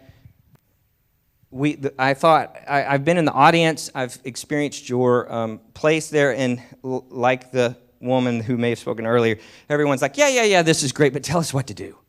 Give me something tangible to take home. And I think I can share here this morning 10 things that I've watched happen as an architect over the last 20 years that clearly is effective and is working and is talked about in cities across America. And a lot of it's not going to make total sense to you, but it's certainly effective and it's part of our story. So number one is that one of the most powerful things we began to do as a city is we stopped this nonsense of our Palafox, our St. John's was one way. So we opened it up two ways. So I beg of you, it's one thing that government can do, open up your streets, make them all two-way and connect them. Dead ends are terrible for cities, cul-de-sacs. So connect your streets and make them two-way. I'm excited to save you hundreds of thousands of dollars of public monies that I watched my city invest in studies. I watched the Architectural Review Board hire consultants for studies. Then the DIB would do it years before that. This was before Kurt. And the city would do a study. And if retail was ever an issue, I continuously saw a consistent recommendation for establishing 10-foot tall glass retail storefronts. So wherever you can do that, if let your land development code encourage this, establish facade grants to help make this happen, but where your buildings can physically allow it, take out these old high ceilings and raise your storefront heights to 10 feet tall. Another great thing is to use lighting to control where people go and don't go. In the 40s and 50s, it was very popular in most cities, and certainly Pensacola, to have these glass alcoves for you to sort of get off the main path of the street and get in this safe glass shopping alcove and stand there and dream as long as you wanted for the new hat or the new dress or the Red Ryder BB gun that you desperately wanted so bad, right? And this worked great in the days of Mayberry. This was perfect city making. Today, that's where people sleep. That's where drunks relieve themselves. And it's just, we have a different way of shopping, right? And so What I've seen be the most powerful, easy tool to correct that is lighting. If you light it up like Fort Knox, people will not sleep where it's lit well. And even drunks will choose a different place to relieve themselves if it's lit well. And if you begin to light things well, you'll find that many will say, well, I better fix that broken glass and paint some. And it begins to become contagious. So lighting can be very, very powerful. Number 4, landscaping. Now, we all know landscaping is important, but what I want you to hear is the story of maintaining it. For us, our story goes like this. We have very similar planter beds to you on St. John's, but they were planted horribly for years.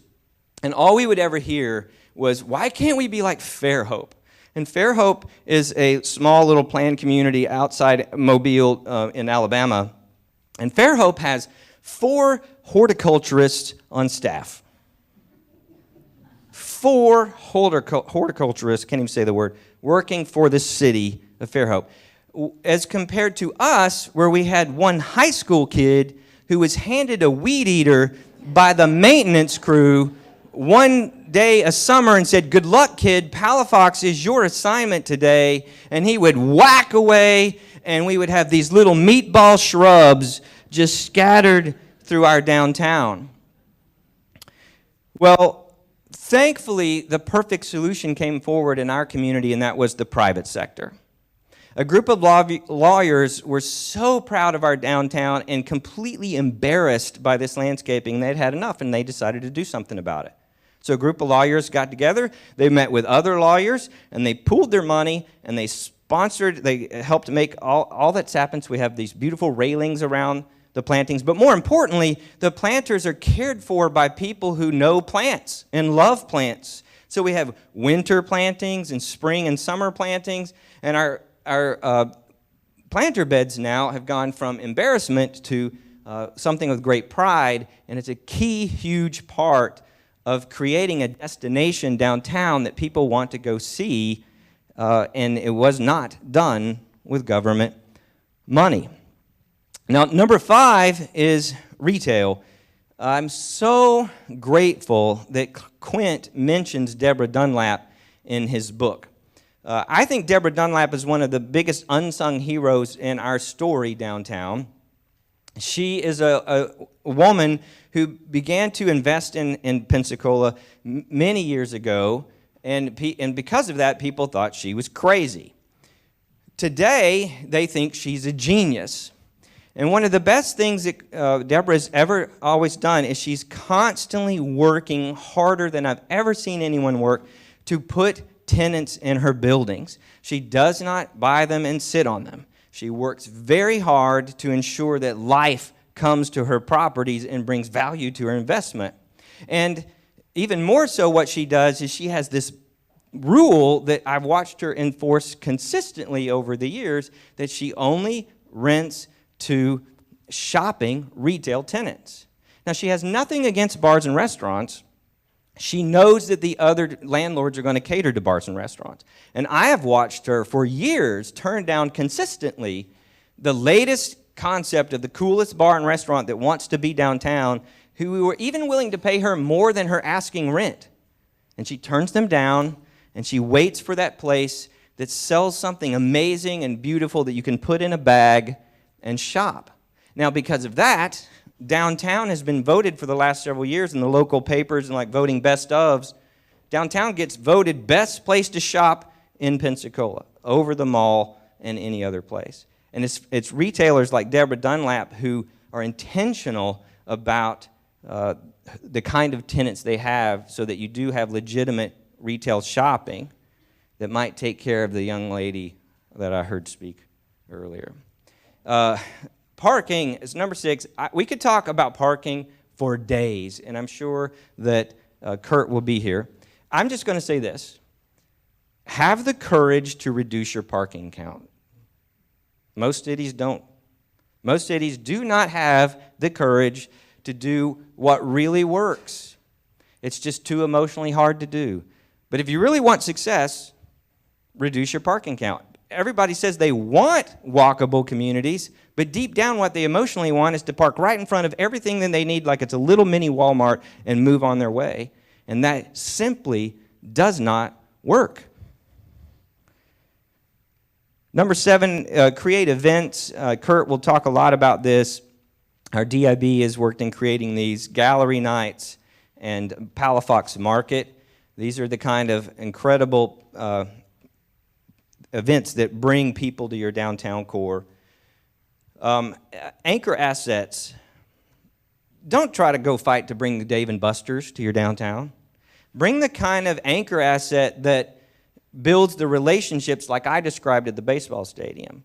A Boys and Girls Club, a Big Brothers Big Sisters office. I know that was done in St. Louis and was really successful. A YMCA. A community center of some kind that really begins to bring different cultures and different races and different financial backgrounds together in one place to make your downtown thrive as a destination place. The last 2 are kind of related. Number 9, I really want to encourage you to embrace different architectural styles. Our firm has had the privilege of working on countless historic buildings, over 250 years old, where we've had a blast just really restoring them in a beautiful way. But we've also brought contemporary work downtown, and both are respected by different peoples, and I encourage you to do that. Whoever is in charge or governing your historic integrity that you are charged with maintaining, I want you to do that, but I beg of you to do so by respecting the past, but not living in it. Don't live in the past when it comes to establishing different architectural styles. And so a similar idea, you heard Quint mention about this, is embrace bold ideas. At the empty lot of the famed intersection we talk about, I sat on the planning board in those days, and some people came to the city and said, we've got an idea. Can you help us make this happen? And their idea was, we want to establish a food court on this empty lot. And I'm like, okay, I'm listening. And we want it to be food trucks. Now, this was long before food trucks were cool across America. And I'm like, okay. And we want them to be Airstream trailers. And I said, I'm in. Let's do this. And I was very alone.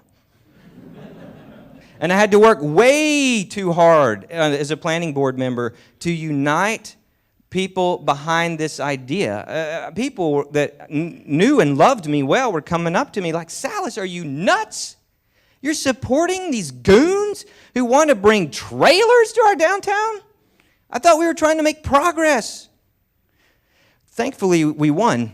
And Alfresco is probably the most favored and popular place in all of our downtown core. It is where everyone brings their friends and family to show off the kind of progress we're making. And so I encourage you to accept bold, creative ideas. We live in a world now where young people can bring ideas that most in this room can't even comprehend. And we have an internet that shares all those ideas so quickly. So we have done all these things and began to make great progress. And we moved from one P word to another. I see that here in Palatka. I see that you have so much potential. And Quint and I and others really grew to hate that word. I got so sick of the word potential describing Pensacola. And today I would guess our P word is progress. And we're making it. And it is, our future is now unpredictable, but it's exciting because it's growth-based. And I want that for Palatka. I totally believe you have what it takes to do this. You need to develop near your waterfront. Your main street is too long, and you're going to have the courage to pick a place, hopefully near the water, and focus on it. One building, one block, one project, one park at a time. And I believe that the people beyond this room, if you'll lock arms and really embrace this in a positive way and ignore those naysayers, they will really be motivated by your focus on this vision. And they will be excited and they will want to join you. And they will want to move back. I actually believe no one really wants to move away from their hometown. People secretly, all of us want our hometown to be really cool. And I believe that people are going to begin to move back to Palatka. And they will thrive, and you'll be excited about it. And you will be invited to go to another city and tell your story. So thank you.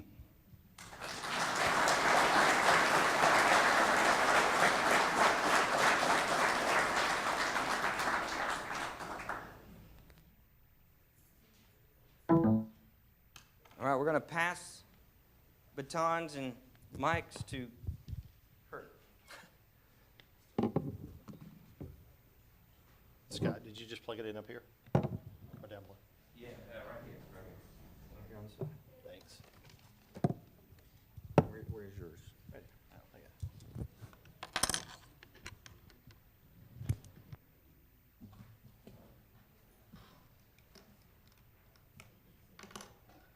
You guys can take a break? No. Okay. No. So what you're saying is chop, chop, Kurt. Let's move on. These people got to get back to work.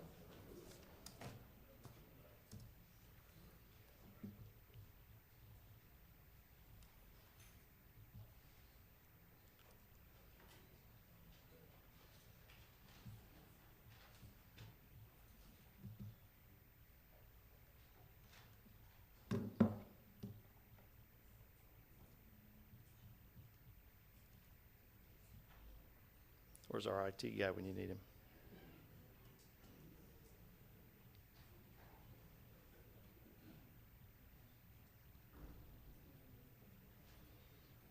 All right.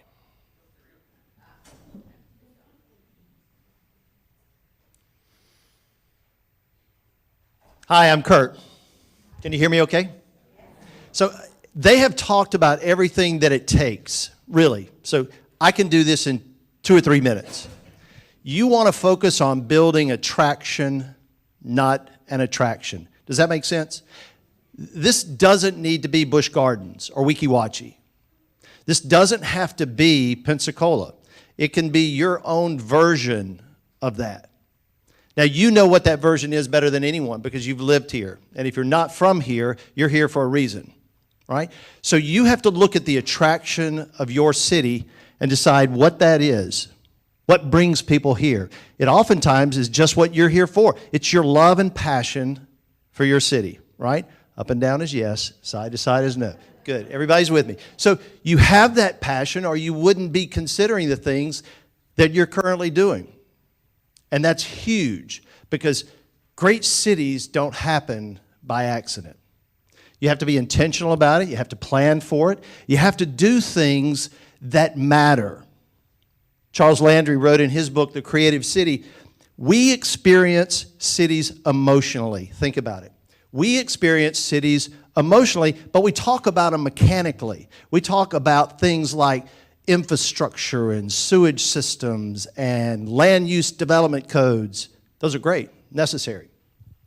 But they're not very emotional. It sounds more like you're building a truck and not a place that people want to live, work, and play.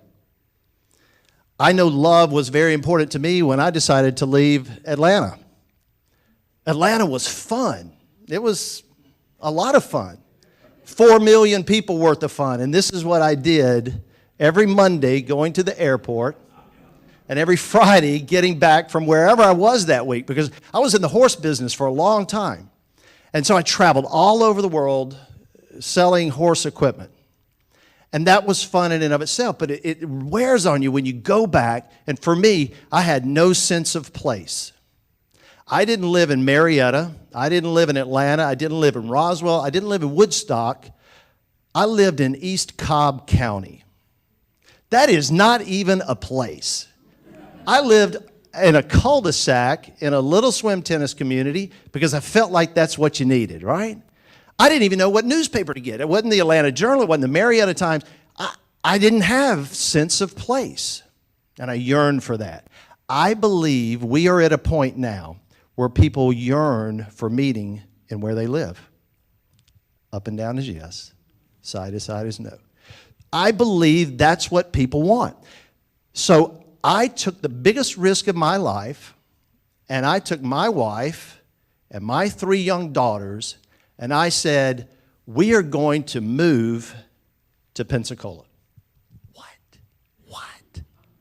We knew one couple in Pensacola. I had never spent a single night in Pensacola, believe it or not. As beautiful as that place is, I had never spent a single night there. But I had heard about it just a little bit. Now, this was in 2004. We bought a business and moved to Pensacola, and 8 weeks after that move, Hurricane Ivan hit. Now, a Category 3 storm will scare you away. But I was amazed at what happened. That community came together like nothing I'd ever experienced. I'm sitting on people's docks, and they're emptying their freezers, and we're grilling steaks because no one had power. The only thing we had was propane and some charcoal. We came together as a community to rebuild that city, and that is huge when you're at the tip of that spear. That's my FSU reference, because my daughter tonight graduates from FSU.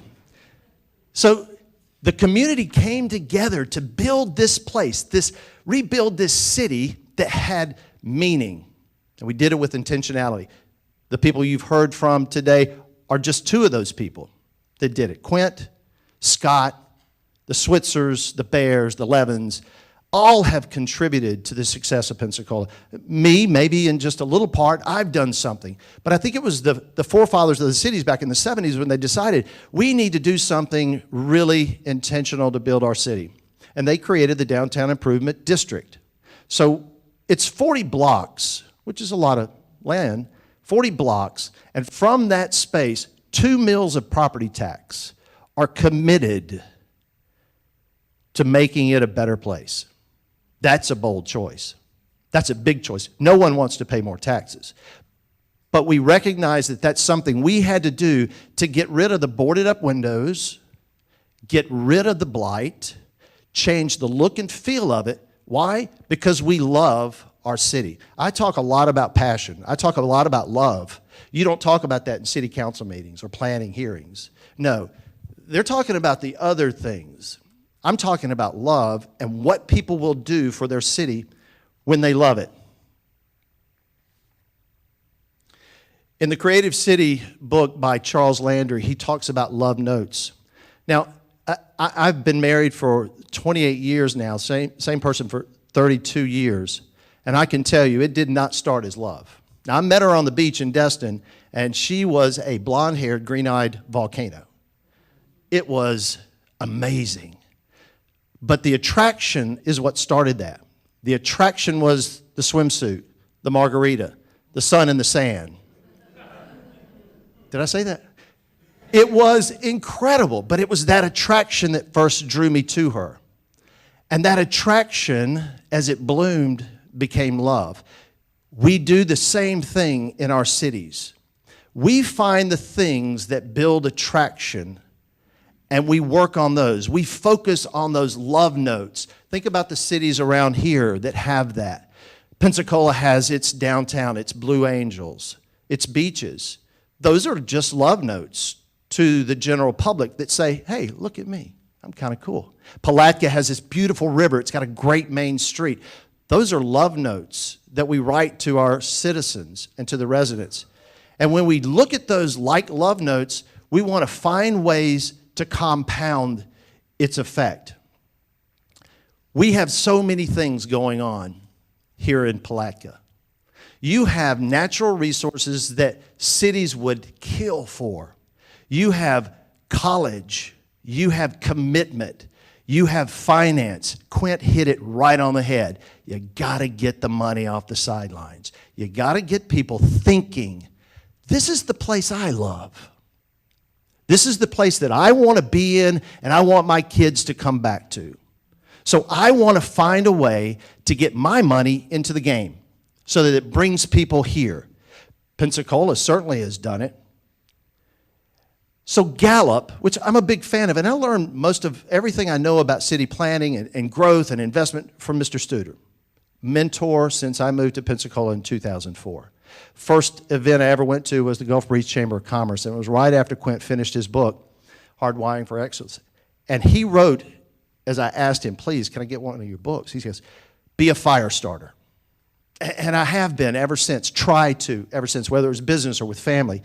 In Gallup's research, they understood the connective tissue between employee happiness and satisfaction and engagement and outcomes. If you have a happy employee, it doesn't matter if it's in a hospital, at your car dealership, in your law firm, if you have a happy employee who is engaged, outcomes are improved.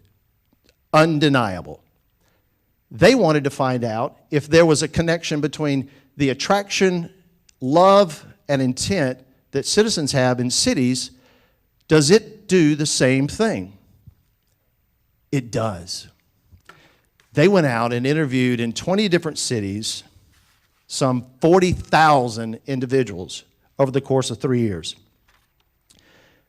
They found that the key indicators of residential engagement, what makes attraction happen, aren't the things like the economy or public safety and, sorry, Mayor Hill, leadership. That's not really what they wanted, and that's not what built attraction. What really built attraction were 3 magic ingredients. All right, so if you take away nothing, think about these 3 things, because these are the 3 things that from a downtown improvement board status, that's what I think about all the time. We need to build a community that has social offerings, has aesthetics, and is open. 3 very simple things. They do overlap a lot of other things, and things that Scott has addressed, like in aesthetics, and what Quint talked about in social offerings. I'm going to unpack this just a little bit more so you get a real keen sense of it. Back in 2004, one of the first, really, I think, entrepreneurs that hit downtown Pensacola was Joe Abston. Joe Abston realized as an entrepreneur that we needed a cool hamburger place and a cool pizza place downtown. So he rolled the dice and invested in our downtown and put these really 2 great restaurants there. That did wonders because now we were getting momentum happening again. Then the Downtown Improvement Board, which at that point was really an events organization, we wanted to have more social offerings, more places for people to get together and interact. So we started Gallery Night. Gallery Night is an event that happens, then it was only quarterly. We would shut off the street for pedestrian-only traffic. That's pretty bold if you've got a main street that now no one can go down. And what the gallery owners and retailers and restaurateurs would do is they would have music and they would give you a little sip of wine because they want you to come in. They want you to come down and see what you've been missing is really what it boils down to. What have you been missing that's changed in downtown since the last time you were there? Because everyone was going to the mall. They weren't coming down to Hop Jacks or to the little coffee shop or to the jeweler. So they started doing that. So we did it quarterly. Over the course of a couple of years, it became 6 times a year. That's pretty exciting. The demand was so intense that it finally turned into every 3rd Friday of the month, we had Gallery Night. When the weather is awesome, that's a lot of people. We had over 10,000 people downtown in Pensacola this past month for Gallery Night. Now, when you shut a street down, you are closing access off to those retailers to get their regular customer in there. But when you're bringing 10,000 or 100 people downtown, you're introducing them to a place that they may have forgotten about, had not seen it, and you know what you're getting to do? You're getting to build attraction again. So that the local person that's in Interlock or the other person that lives North County hasn't seen it in a while, but now they've got a reason to come downtown. They've got a reason to be there and look and see what they've been missing. I told you I spent a lot of time traveling, and I found one of the things that happens in a downtown and in any place is you need places for people to congregate. gallery night and things like that are those things. But also, there's the entrepreneur and their commitment, because they create places for us to get together. Coffee shops, pubs, hair salons. These are all places in the community that you can get together and begin to share stories, because, human nature, we want to interact with people. It doesn't matter if it's at church or if we're sitting in a park, we can do that through those places. Ron Oldenburg was a university professor in Pensacola at the University of West Florida. He wrote a really, really great book back in the late 70s, early 80s called The Good, Great Place. And he talks about third places. So we have in our lives two primary places. We have home, and then we have work. The third place is that other place where you get to go, where you get to go to not have to listen to the kids or the nagging or hear the lawnmower next door. And it's the place that you're not with your boss that you really are so in. You get to go to another place. You get to go to a place like the places that we used to go in Ireland, where you sat at the pub and you had a beer, you talked about your day, you talked about your golf game, you talked about the things that you didn't really want to do at home or work or couldn't. So these third places are very important to the vibrancy of your downtown, because it too will bring people to that downtown core where you want. There's other things you can do too to create this social offering. We created 11 years ago Palafox Market. I believe every city needs a farmer's market. Our farmer's market happens 51 weeks a year. It begins at 8 a.m., lasts till 2 p.m., and we're very, very dogmatic about our farmer's market. You can't go to another store and buy vegetables to bring there. We have a farmer's market manager, and she is on the ball. You have to grow everything that you sell there. If those are your eggs you're selling, they better come from your chickens. If that's your coffee, I kid you not, if that's your coffee that you're selling at our market, you better have roasted those beans, you better have ground them, and you better have brewed them. Because this is a farmer's market for farmers. The crafts that are sold there are made by craftsmen.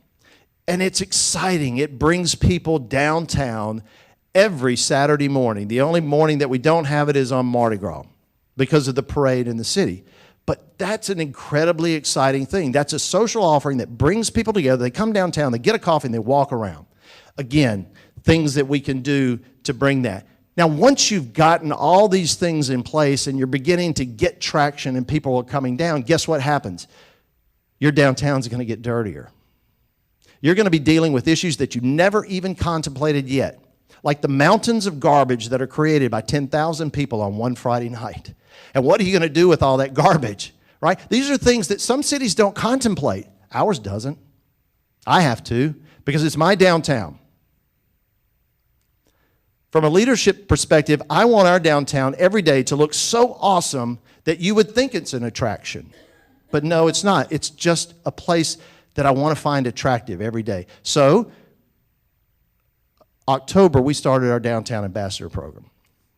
I have 2 guys that are on the streets every morning at 6 a.m., cleaning the sidewalk, picking up trash, removing whatever was left behind from the night before. And believe me, there's a lot of whatever on some mornings, because we do have a very vibrant downtown. So you have to contemplate that as well. What are you going to do when you do get that success? And it may not be 5,000 or 10,000 people. It may just be 200 people, but you'll have to deal with that outcome. Our ambassador program is probably what I believe is the best thing that we've done most recently to make our downtown more attractive. And I want you to think about one other thing. The moments that people experience are the moments that they're going to remember in downtown Palatka. The Heath brothers, Chip and Dan, wrote an incredibly insightful book called The Power of Moments. And moments, it doesn't matter where you are, if you're at Busch Gardens or Disneyland or you're in downtown Palatka, those are the things that they're going to take away, and they're going to remember those, because those are the things that are going to build attraction. They wrote in there, we must learn to think in moments and to spot occasions that are worthy of investment. You are in that moment right now with your city because people want to have those memories. It doesn't matter if it's an organization or city, we are consumed with goals. But for an individual human being, moments are the thing. That's what we're here for. That's what enriches our lives. That's what we go home at night and think about. Moments are what we remember and what we cherish. When someone comes to Pensacola, I don't care if they're from Daphne, Alabama, Destin, Florida, Detroit, or Dallas. I only care about one thing, that the experience they have inside that coffee shop, that moment that they're on that street, and the experience they have there are one and the same. They're both incredible because when you do that, they go home and now they've had this bug, this attraction, and that attraction will turn into love, and that love will make them decide, I want to be a part of this crusade to make the city the best place we can. I know you can. I see it. If you need help, we can help. Thanks.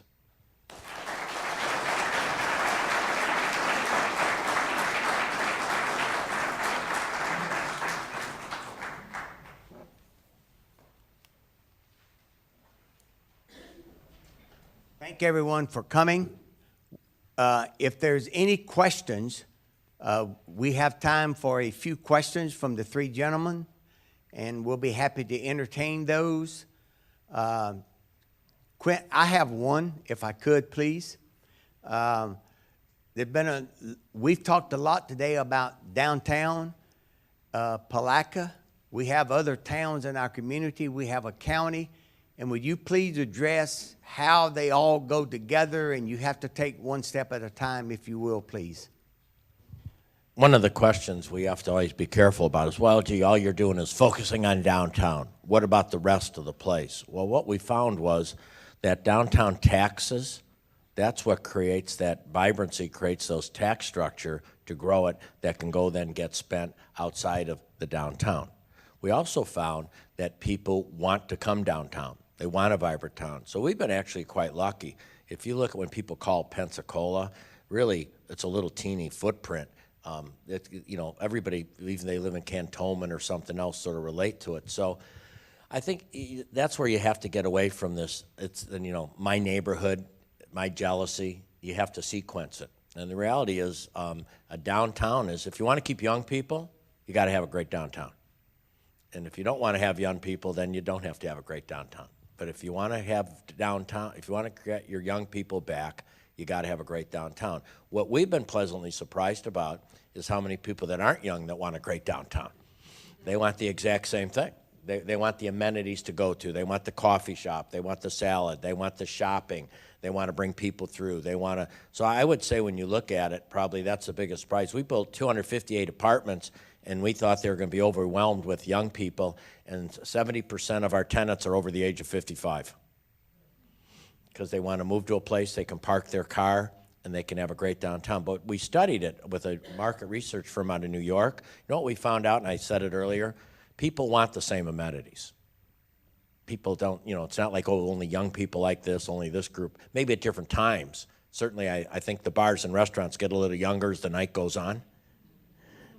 But during lunch and during afternoons, a wine bar can be very diverse in who's there. So we just found you got to create that urban density to pay those taxes that help pay for your urban sprawl. Would you have a question back here? What would be your recommendation for lack of redevelopment authority as far as the structure of people, the type of people? I'm probably not the right person for that. Kurt, do you have any thoughts on that? As I said earlier, ours is we define the boundaries.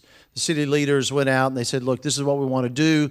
This is the initiative. This is the passion for it. So they collectively said, this is the boundary. And it started out with one mill, and then it became 2 mills back in the mid-'80s. And really, for our city right now, that doesn't generate a lot of revenue. We have to do a lot. I have a staff of 2 people. me and my financial coordinator. So it's really a lot of activity, a lot of boots on the ground, doing the things that need to be done to organize events. Now, we also encourage other events. It doesn't matter if it's, we just had a recent event a couple weekends ago called Paws on Palafox. Our main street is called Palafox. So it closed down the street. And it was phenomenal when you have 350 dogs and cats and goats walking up and down the street. I mean, that's vibrancy for you right there. But we have a lot of things like that. So we have a lot of opportunity. It may seem like to some that we close the street every weekend, but we do. We have a lot. And those things, with that revenue, you tend to start programming. You start thinking about what to do next. What can we do to bring more people and more attention, quite honestly. That's what it boils down to. I need more attention to downtown so people don't forget about it. I think it's also important to talk about the CRA. So we have a CRA. It's kind of complicated. We have the city of Pensacola in Escambia County, very similar to you. In the city of Pensacola, we have a community redevelopment association and or agency, and I think similar to here from what the city council is also the CRA board, and the CRA is a much larger. It's almost it's a vast majority of even the emotional downtown, if you will. It's certainly not the city limits. They go way up past the interstate and everything. And then within the CRA is another jurisdiction, the Downtown Improvement Board. Each one is taxed. So if you're in the heart of our downtown core, you're paying more taxes than anyone. And it's another reason why the people outside of that are always like getting sick and tired of, with great jealousy of all the talk of downtown. When are they going to ever come up here and spend money here? I can assure you, you're getting a ton of money. But just sitting out there away from where all this tax is being generated. So I would always encourage you to be, no matter where you're living, be supportive of downtown. I'm a private guy, so my goal is to you have as less government money as possible and as less government interference as possible. I was talking to the mayor last night. You know, what a private investor wants is I want guidelines. I want what are the rules, and that's where I think sometimes people struggle. We have. I want to know, if you want me to privately invest, what can I build there? You know, what is it going to look like, and what's the cost? Because we have a lot of city-owned property. So I think that's what private, and my whole talk is really, if you look at this, what's really amazing about Palafox, and again, Kurt and Scott might not agree, but most of what was developed along Palafox is private. We got 2 garbage cans. It took us 4 years to get them. Anyway, so seriously, that's what I've learned from every city I went to. Every city I went to, not to put government down, but government has limits. And if we wait for government to lead some of this, they don't have the money. They don't have the resources. They sometimes have elections that run around. It's really private people caring enough about my community that I'm willing to invest in it. I'm willing to shop in it. I've been on a number of radio shows this week talking about shop local. You know, shop. You know, I told somebody the other day, it was sort of cute. They were trying to raise money, so they told people to go to Amazon, buy something, and then they will donate a percentage of that to their not-for-profit. Then they came to my wife and I, and they wanted a philanthropic check. We said, we just told people not to shop at our stores, and now you want me to write a check. It doesn't work like that. You know, if you want me to write a philanthropic check, come have coffee in our shop instead of ordering it off Amazon. And I think it's that type of loyalty. You know, my wife and I, when we travel, I'll see a shirt that I might like, but if I can get local, I get local.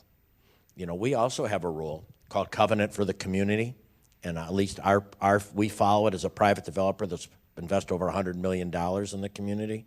When any general contractor works on any of our projects, 70% of all labor dollars have to go to local people that live in the community. Because we're not creating these dollars so you can hire people to go take it into another city, another state. It has to be within Santa Rosa and Escambia County. And we track it. We track it every week. We look at labor dollars. Because if we're building a $52 million apartment building, When they say 52 billion, remember that doesn't all go to labor. About half of that goes to bricks and mortar and windows and roof tiles. About 25 million of it that goes to labor. So if 70% of that stays local, which more than if it stays here, that has a huge impact. Now, ironically, for our minority population, which sometimes has the most poverty, if you look at we have pockets of poverty. We do studies. This year, in just our apartment building alone, we put in the last 18 months, we've put $21 million worth of dollar salaries into local hands through the Covenant for the Community. 10,637,000 of that went to minorities. Now that makes a difference in your community. That feeds kids. So I preach all the time, control your own destiny. And that's where private dollars can control your own destiny. It also makes it sustainable. Because again, you don't know if government money will last the next year. It'll be available. Nothing wrong to use it, but I think that's why I think intrigues people about Palafox. And that's what intrigued me about Asheville, because I didn't know. When I went to Asheville, I just thought they had a whole bunch of government money that did this. And then the first thing they said is don't.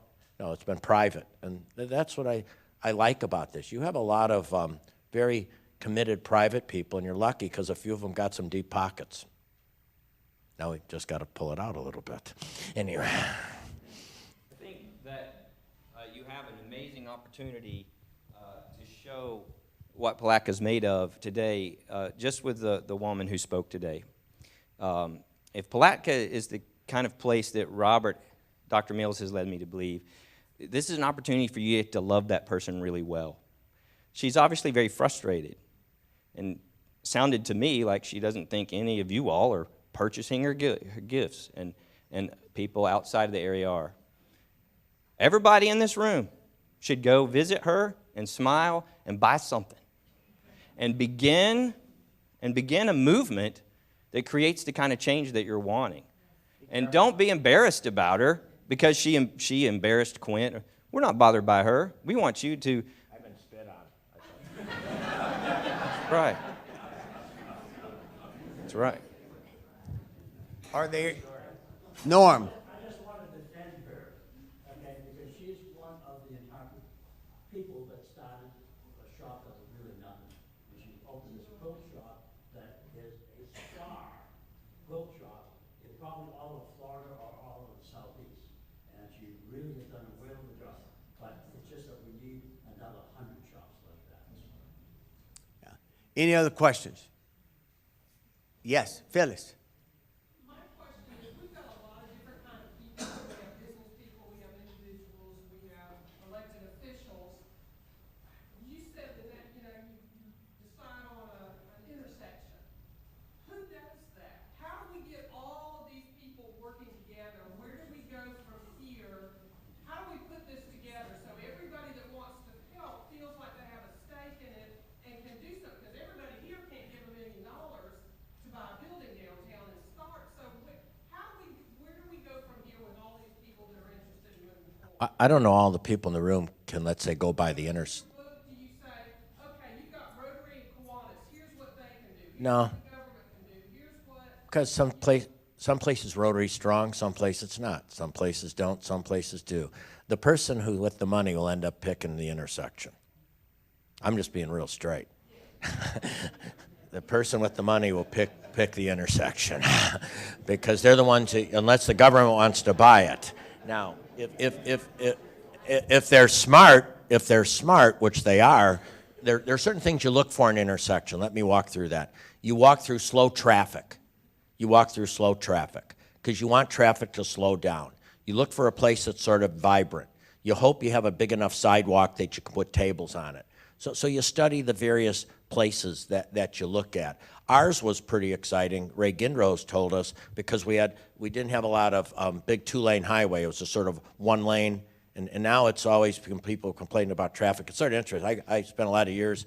I was in three, different places. But the other day I was in a traffic jam in Pensacola. Okay, the street light was here, and I was down back like a block and a half.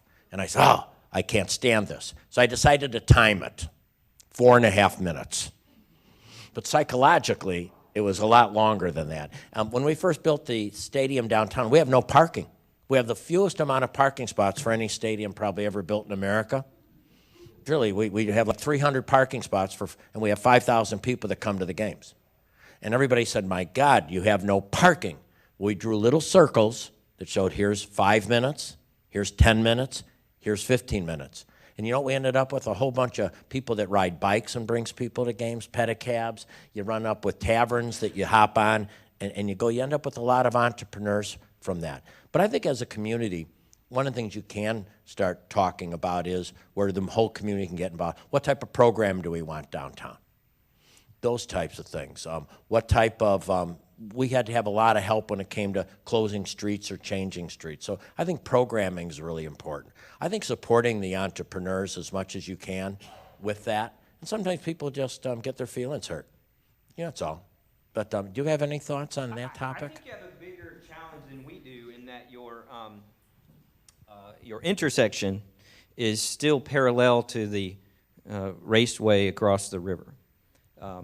For us, it was we crossed it. We could just go right here, let's go. And so every human being that came on that tourism path that I described was able to go from the blight to what in the world is happening here? I want to go more and go explore. And our streets were opened up and you could do that. You have a challenge of getting you've got to be like, I've seen scientific studies that we are no different than bugs, that we as humans are just attracted to light. And so you've got to get something that's just like a bug light on the side of that main road. What's the main road? Reed, right? You've got to get the bug light that says, get off Reed and come over here to St. John's. And it will be an intersection. It should be full of life and light, like the alfresco or something like this that has people outside dining. That's what your intersection needs to have that. So that when people are in their cars and they see people outside having a good time, they're attracted. They're like, I got to get out of my car and go find that place and walk around there. That's what your intersection should have. Yes. The best way to attract businesses, new businesses into town, build it first and they'll come, or, what's the best? An outside investor is not going to come downtown unless there's people. And I think sometimes we had to learn that. We'd call the Abercrombie and Fitch and say, we got this great building, and they'd say, you don't have enough people. You have enough people. Even Joe Apston and of Tin Cow and that. You have to do a little programming. So I would start with the programming. I would start with getting it activated, getting people down there, even if it's only on a Saturday, even if it's only on a Friday night. You start getting more people down there, then you start getting your thoughts. The other thing is truly look at your buildings. For example, Carmen could have never been downtown if we hadn't given her that reduced rent for 3 years, okay? Five Sisters would have never opened if we didn't put the rent based on a revenue connection. Because these people are risking their lives. You've got to let them in, and you've got to create some creativity. I don't know about you, but I'd rather give incentives to local people that have spent their whole life here than throwing out a whole bunch of dollars to some company that isn't here, hoping they come in and hoping they stay. How much money did you have to invest without return? Well, if you look at return, you look at what you have. So, for example, with our apartment building, we had to put $22 million down to borrow $30 million because it was the first apartment building built downtown, so there was a little bit concern about it. And we'll make, if we can lease the spots about 90% rented, like the formula, we'll make 7.6% on that project. So you wonder why we don't have private developers in Pensacola, because they're not going to build an apartment building at 7.6% return on investment. But our return on investment is not 7.6%. It's seeing all these young entrepreneurs doing much better now because they got 450 people living downtown. Our coffee shop loses a couple $100,000 right now every year to start with our olive oil. We think we'll get better, but we employ 40 people. And I think that's really important. Now, luckily, I can do that. And the reason I can do it is because my baseball team makes enough money to pay for the losses. And so all that beer people drink at the ball games pays for the coffee I'm losing money on during the week. But in reality, with the dollars we spent, I could have just kept that in a mutual fund and just really had a run. But that's not what excites us. Now, not everybody's as fortunate as me, and not everybody gets to build a company and sells it. My wife and I didn't have a savings account until we were 45, 46 years old, so the money came late, and what good is it when you're gone? And by the way, if you read any statistic, giving your kids a lot of money isn't a good thing either. No, it really isn't. Statistics show that. So I think that's what starts it, though. Now, and please, I'm not calling me this, but this is what, in the book Coming Jobs War, Jim Clifton says every city that's turned it has a saintly investor or two. In Austin, Texas, it was a guy called Michael Dell that kicked it off. So every place have a saintly investor. And these are people that sit there and say, you know what, I wouldn't mind putting that building up and doing that. I wouldn't mind buying this and fixing this. So that's sort of, we're also really into early brain development.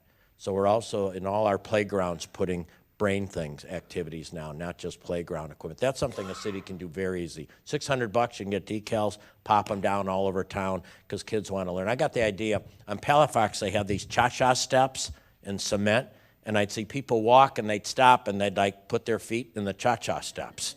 So I said, well, why can't we do that for kids? So when you come to our ballpark, all our steps are numbered and colored.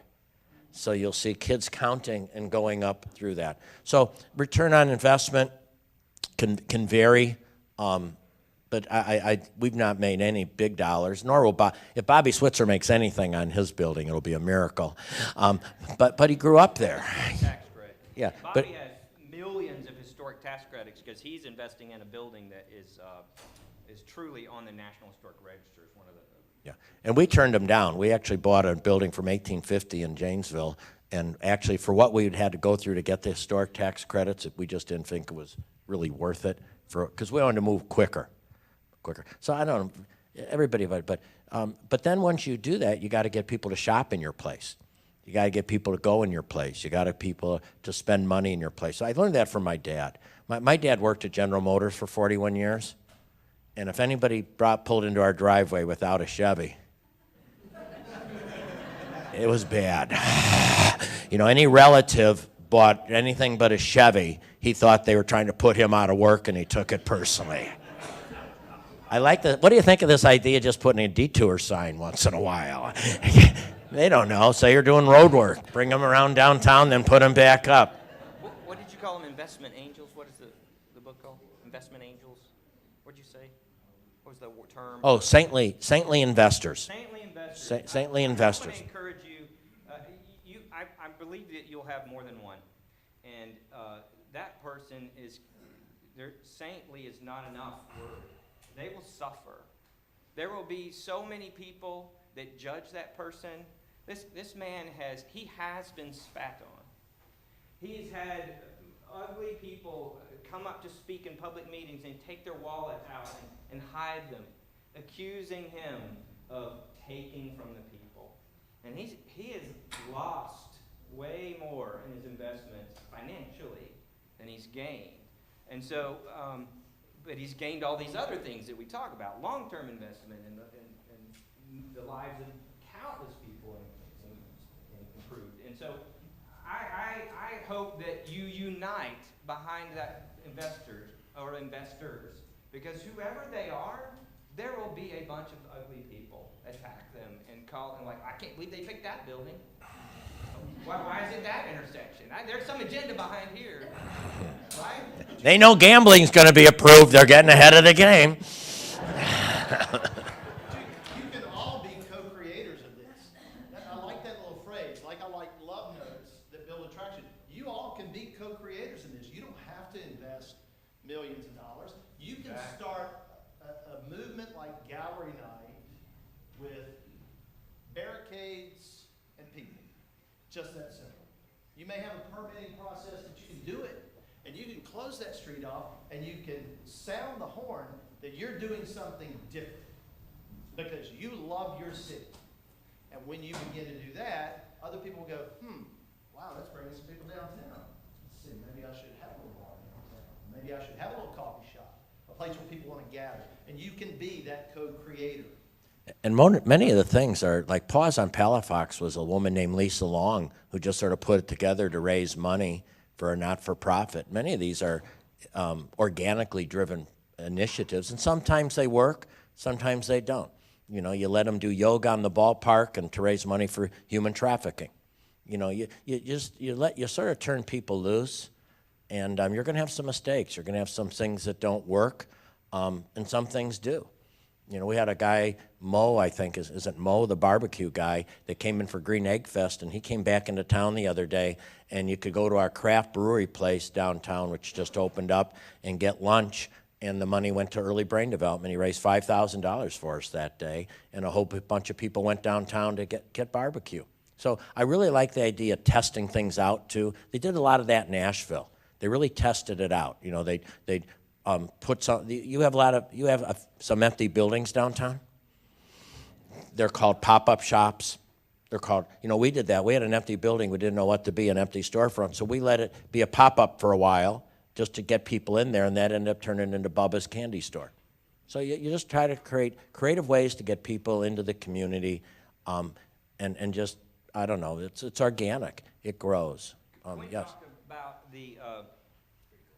Chuck Marone is one of the speakers that Quint invited to our city that has really awakened a lot of people to some things that architects and urban planners have known for years, and that's the math that he's sharing of the tax revenue density that's created with your existing downtown core.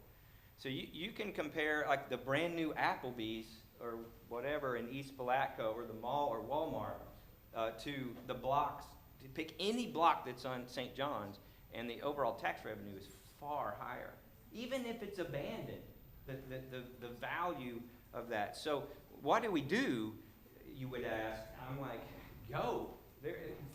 Find any lot, any building, empty lot. I was talking with somebody who said, what about this building? Why?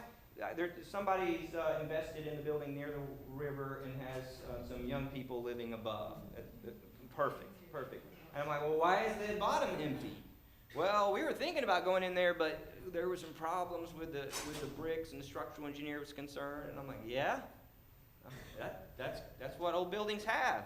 It's far cheaper to invest in that than build a new one. Most of the time, not all the time, most of the time. So don't be afraid of the old buildings. Love on them. Buy some steel. Buy some steel and fix it up. Well, that's where you probably need a saintly investor. Some of these old buildings truly would be cheaper to tear down and put a new building in. People grab their hearts. No, but they grab their hearts. But it would be cheaper from a financial perspective. Some of our buildings, but problem is they get let go. The challenge is our buildings were vacant for so long, and code enforcement hadn't really gotten on it, or it may not made it painful enough to sell, that for some of our buildings, both the olive oil store and the Five Sisters, we had to take masons and do brick by brick by brick. So it was more expensive. So we put $1.8 million into Five Sisters, and we sold it for 1.5. Now that, I own the market, by the way. Buy high and sell low. Buy high and sell low. But if you look at, you lose, and I'm not trying to be flippant, but you lose $300,000, but you create an iconic corner.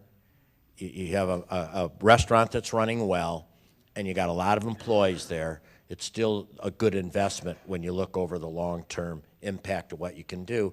But some of these things are a little more expensive. There's no doubt about it, and it takes a longer time. But you've got some nice empty land. You got a beautiful river. You got a lot going for you. But so did Pensacola. So does most cities. It's not potential. It's not what you. It's taking action. And I agree. You know, our community, I think, had a real rough time because how many plans can you have? How many, you know, blah, blah, blah. Why is this going to be different? And you can't guarantee it is going to be different until it becomes different. I used to go into, you know, hospitals. They say, well, how do we know this is going to be different? You can't do anything but make it different. Then 2-3 years down the road, they go, wow, this is real different. Have anybody ever watched the TV show Timeless? Okay, well, I hope you renew it. Anyway, Abigail Spencer's from Pensacola area. She has a home in out in Hollywood. She texted me 3 weeks ago and said, I just want you to know I just bought a home in East Hill. Now, she might not be there all the time, but it's pretty cool when she's there. It's pretty cool when she's there. Derek Brooks just bought a piece of the Pensacola Blue Wahoos. Why? He wants to be part of, you know what happens? And you don't care when they join, just so they join. Some people are there early on, then some people come later. And you know why Derek Brooks wanted to buy a piece of the Blue Wahoos? Because Bubba's got a piece of the Blue Wahoos. And everybody's making a big deal over Bubba. And, you know, Bubba's got this halo now in the community. So who else? Now Derek wants a little touch of that little halo. Nothing's wrong with that. I tell people, I don't care when you get on the bus, just get on the bus. And the best thing about that is the most famous athlete from ever of Pensacola he'll start nibbling, and we'll start seeing the Emmett Smith restaurant soon, right? I think you have a lot of Maury Commons. Yeah, there are plenty of young people that you don't even know that are amazing chefs and food makers, and they could create one of the most outstanding restaurants in the area, and they need your help. They need these business plans and stuff. Pensacola is now a place where great food is known. We used to have the Doghouse Deli. That was it. Now we have award-winning, nationally recognized restaurants. And a very famous restaurant, John Briscone, winner of Top Chef twice, has a restaurant in New York. He's moving back to Pensacola. And the Wall Street Journal did an article on the new restaurant, Pensacola. They hadn't even started laying studs and doing sheetrock yet. So 13, 14 years, but people keep asking, if you wait for government, you'll fail. Government can't lead this, not to hurt their feelings, but they can't. This is about private money, private people saying, this is my community. And I think the mistake that we made for a lot of time in Pensacola is waiting for the government to make this happen.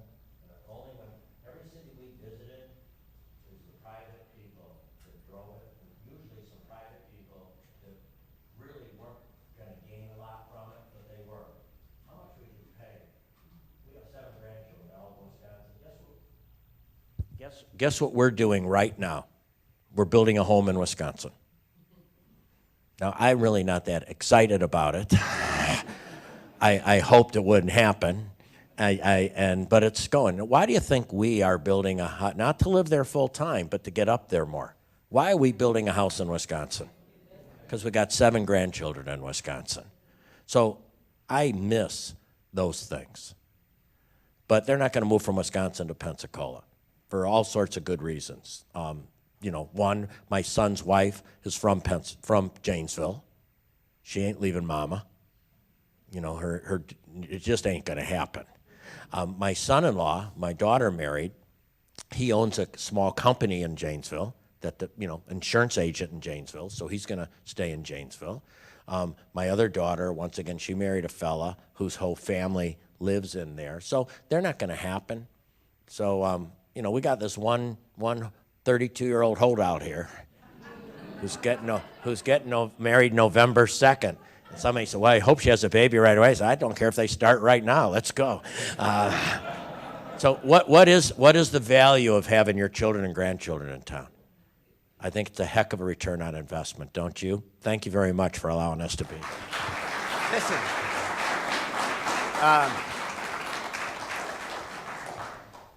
let's thank these gentlemen.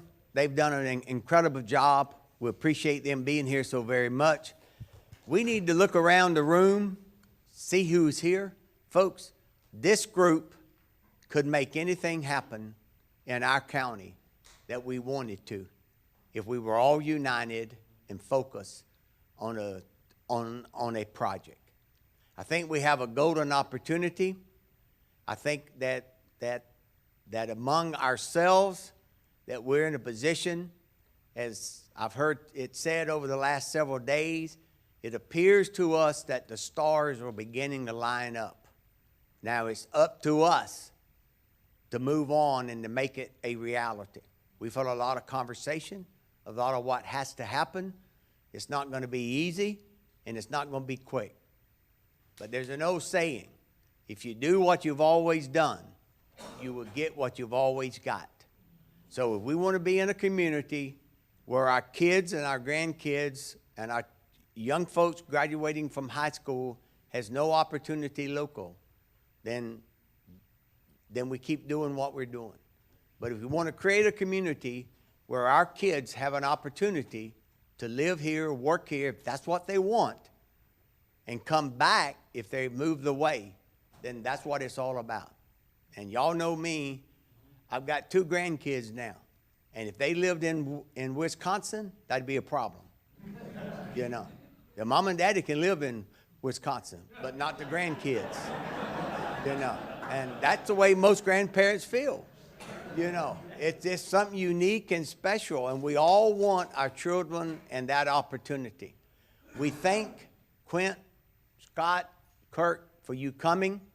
We're hoping that this will not be their last trip here, and I hope you feel the same way. You know, in everything that's done, there's a straw that stirs things. And what I think we need is that straw to stir, to make everything work. I think Phyllis had an excellent question. You know, how do we move forward? That's what we need to come up with. That's what we need to do. And we don't need to meet this morning and then that be the end of it. This should be the beginning rather than putting on the back shelf or whatever. And it's so good to see such a cross section. And it takes everybody. And if you haven't gotten his book, I promise you, you need to get that book and you need to read it. Every place in the book that has Escambia County in the city of Pensacola, you could put in Putnam County and Palatka. You know. Now, I know we've got some other towns in our community. We want everybody to do well, but you have to start somewhere, and it's going to grow. You know, it's going to grow if we make it work, and it'll spill out. They've assured us that if we start here, then the next thing you know, something's going to be here, something's going to be there. The main thing is, if we don't start at some point, where are we going to be? And I can tell you, and I'll make this promise, I have not been in Denise's store, okay? I have not. I'm honest. You know me well enough, I'm not going to lie to anybody. But I bet you before the sun sets, you know, I'm going to buy something from her store, okay? Now, she made a point, and I have no problem with that, but that's so true. We need to spend our dollars here, locally. I think the return, Quint, if I'm correct, whenever you paid that $22 million, to 70% of it in the community, that money turned 7 times. 7 times. That's 40, 54, you know. So that's what happens when you begin to look at it, you know. And we need to do the same thing, you know. And I think if we all start thinking about that and working together, then some of us may not be here, some of us may, but in 3 years, 5 years, 10 years, we can see the difference that we all want. Again, thank you for coming. We will be moving forward. Robert, I think, wants to say something. There's 2 things. Number one is that we'll try to find some way to get your books here so we don't have to buy them on Amazon. We will. And the second thing is Quint made a visit to our hospital yesterday, and he was there for 45 minutes, and just as an aside, he said they got a $15,000 talk yesterday. So you do the math to see what we got this morning, if you will. And please, please, please be sure to express your appreciation to these folks, and thanks for coming and being here. Last thing, if you have the book, please go on Amazon and give it a 5-star. And if you read it, it's a 5-star book. You know, thank you for coming. We appreciate it so very much, and we look forward to our future.